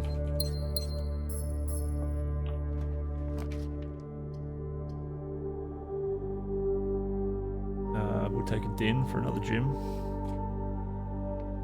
Thanks, Hank. Or who's a good game show host? Who's the one who always looks right at the camera?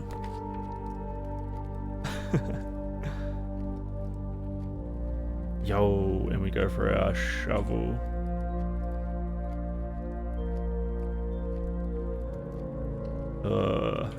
It cuts me off pretty hard, but we ball.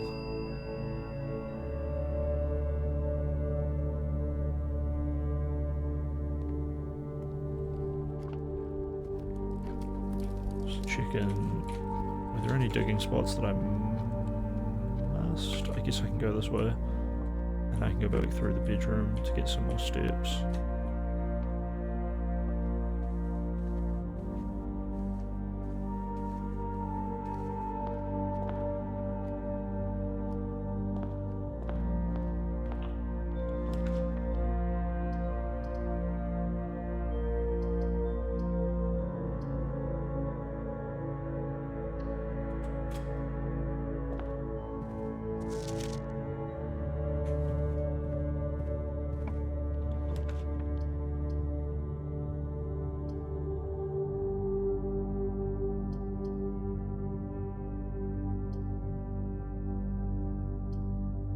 I'll take a nook, because I think a key is better than money right now. Unless I hit a chapel.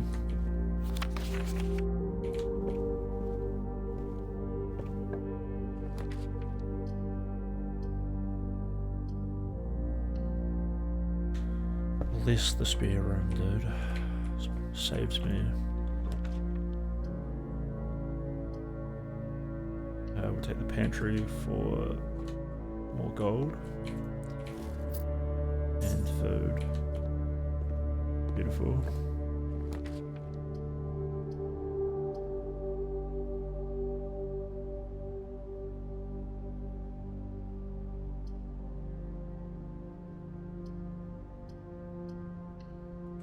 Chapel is just not good. Actual loads.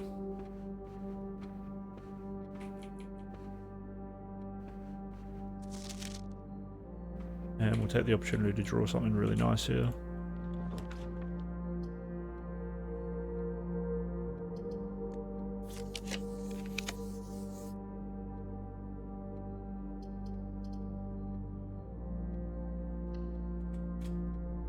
Passageway is an okay draw.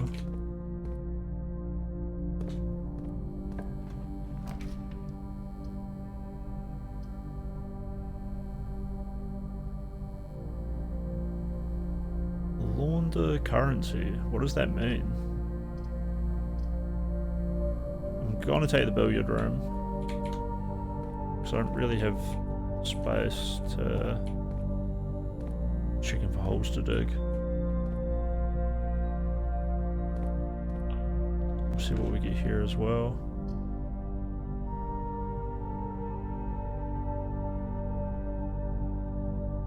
Yeah, the kitchen could be nice. Oh.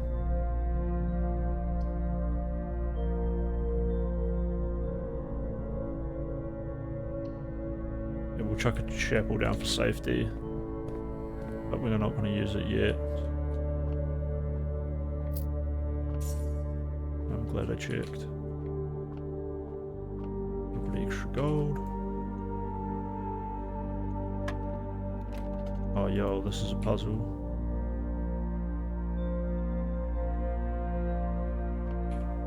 Okay, where's the cipher? Plus minus times divide. Plus minus times divide. So 20 plus minus times divide. We got numbers, we've got symbols.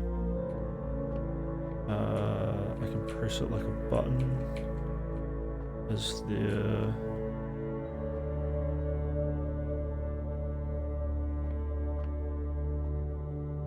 any other kind of hint?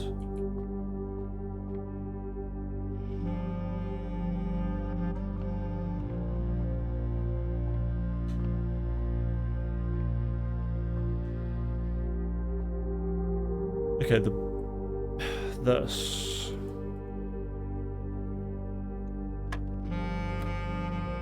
Five, okay. And now 14.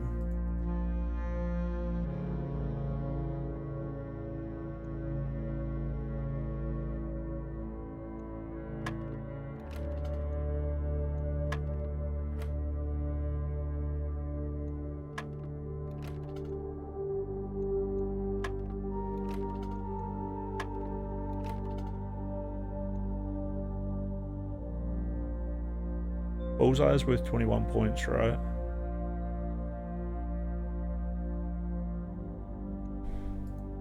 This is worth double if I hit here. This is worth triple. Plus minus times divide, plus minus times divide. I was thinking about...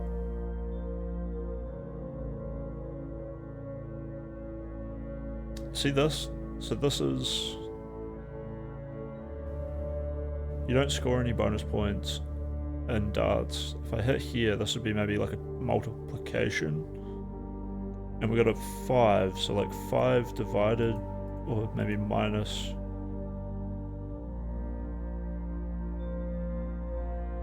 Say this is like a divide by, and we're trying to get to like 20 or something. So it's like, do I 5 divided by what? Or maybe like 5 multiplied by 4 is 20. So maybe I'm meant to hit 4. But when I press 5, it begins, or it progresses, right? So 14 and 3 is 15, 16, 17. And maybe there's just main addition, so maybe I meant to click 17. Nice. So those were addition. So 16...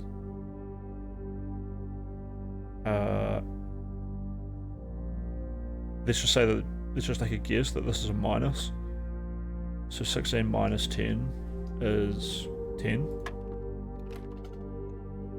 Nope. So what was it, 14 minus 3? No, 14 plus 3, 14, 15, so it was 17.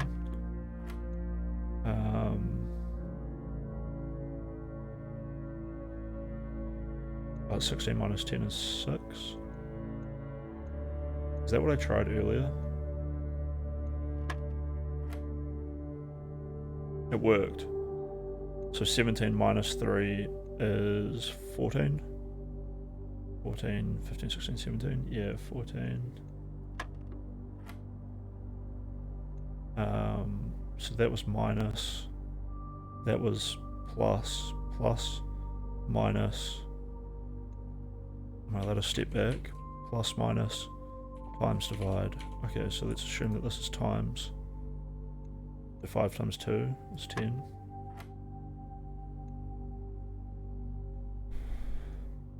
So we add 10.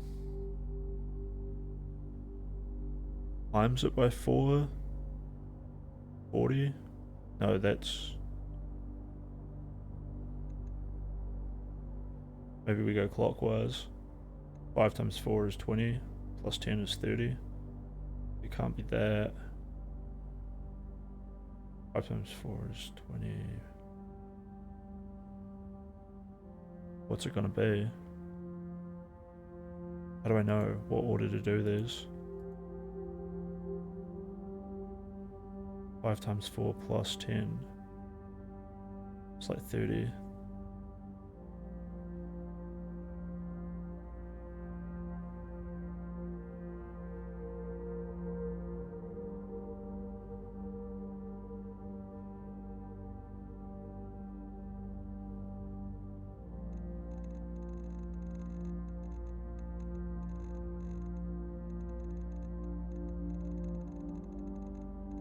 Dude, this puzzle is aggravating me. And now I'm pissed off at the people in Gru server for putting me through such bullshit. But it gets dragged on stream for being so fucking retarded. Sure, it's my fault for fucking going on stream and getting all into it. But they could have just not been cringe retards. I just want the best for them. And they just want to have their cool fun time, which they're totally allowed to do. But I'm gonna be pissed off about it for, you know, too much of my life. What is this?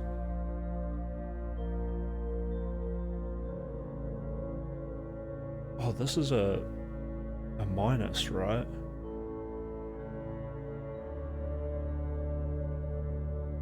Should I look at this as a -5? And then go times 4 for positive 20, or maybe let's start with the addition first. So we go 10 minus 5 is 5 plus 4 is 20. I mean, times 4 is 20. Yeah, nailed it. Hell yeah. What an interesting little puzzle. I thought there'd be like more of a cipher, but all it gave me was these symbols.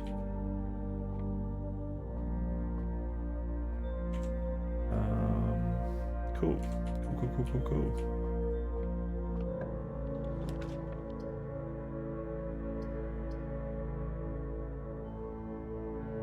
We take the security room. Oh, we don't. Dude, where are all of my holes? Told me that I'd be allowed to dig some holes.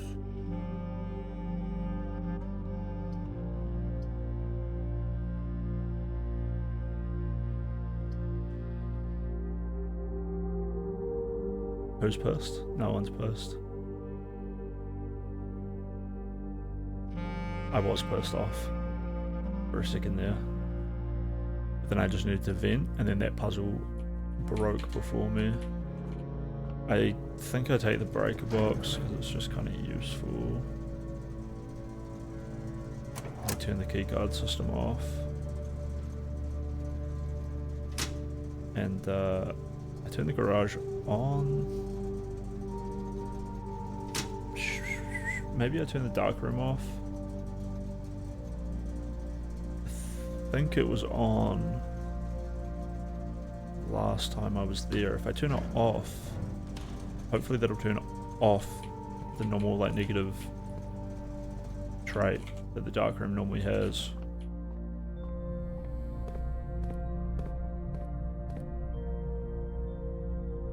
Still feeling very cornered here. I should probably scan this church for holes to dig.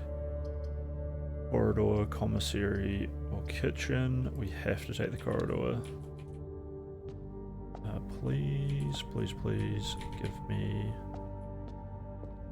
hole to dig. Hey, there we go. Rusty nail, not worth picking up. Actually baited, dude.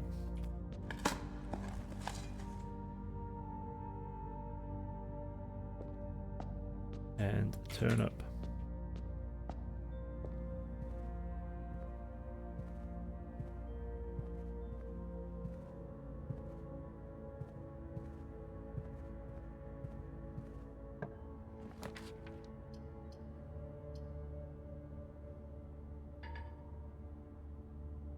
Oh man.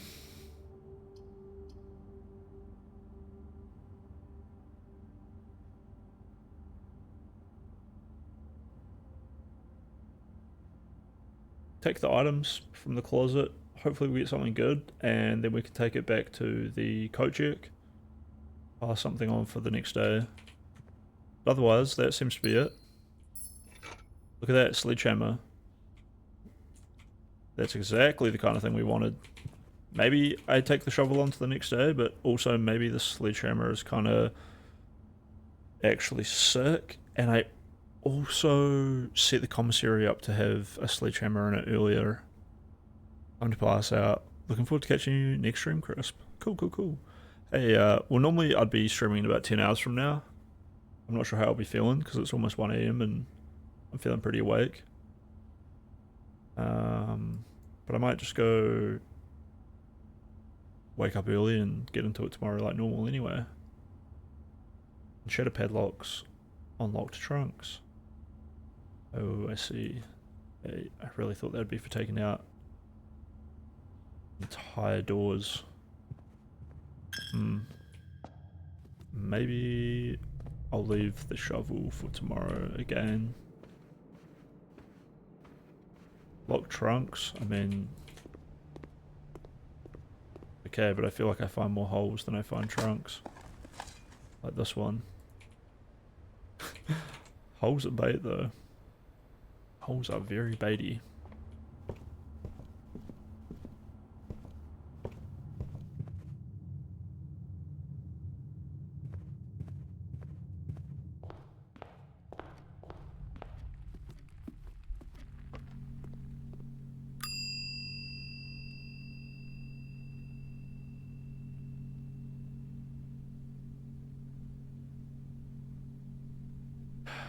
Getting a brick from that hole made me change my mind. I'm thinking we leave the sledgehammer.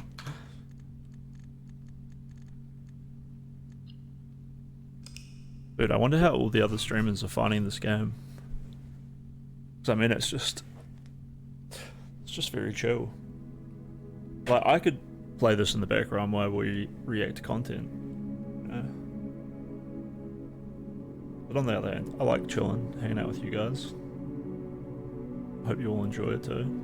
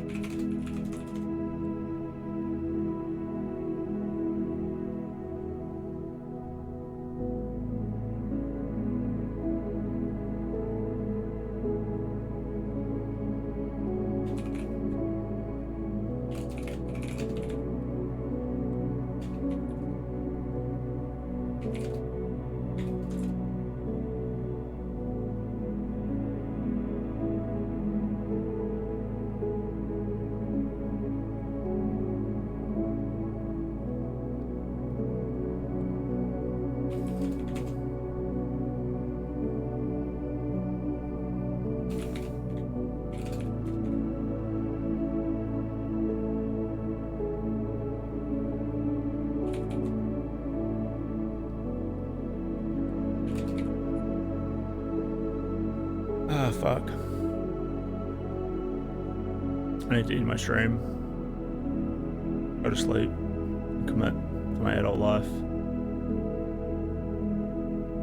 Thanks for hanging out tonight, chat.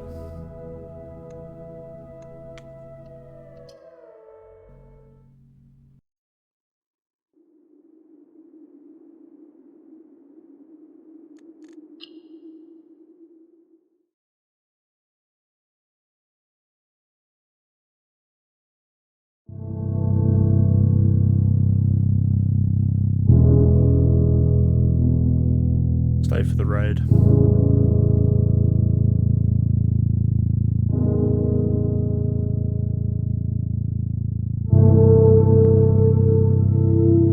Stay for the raid, chat.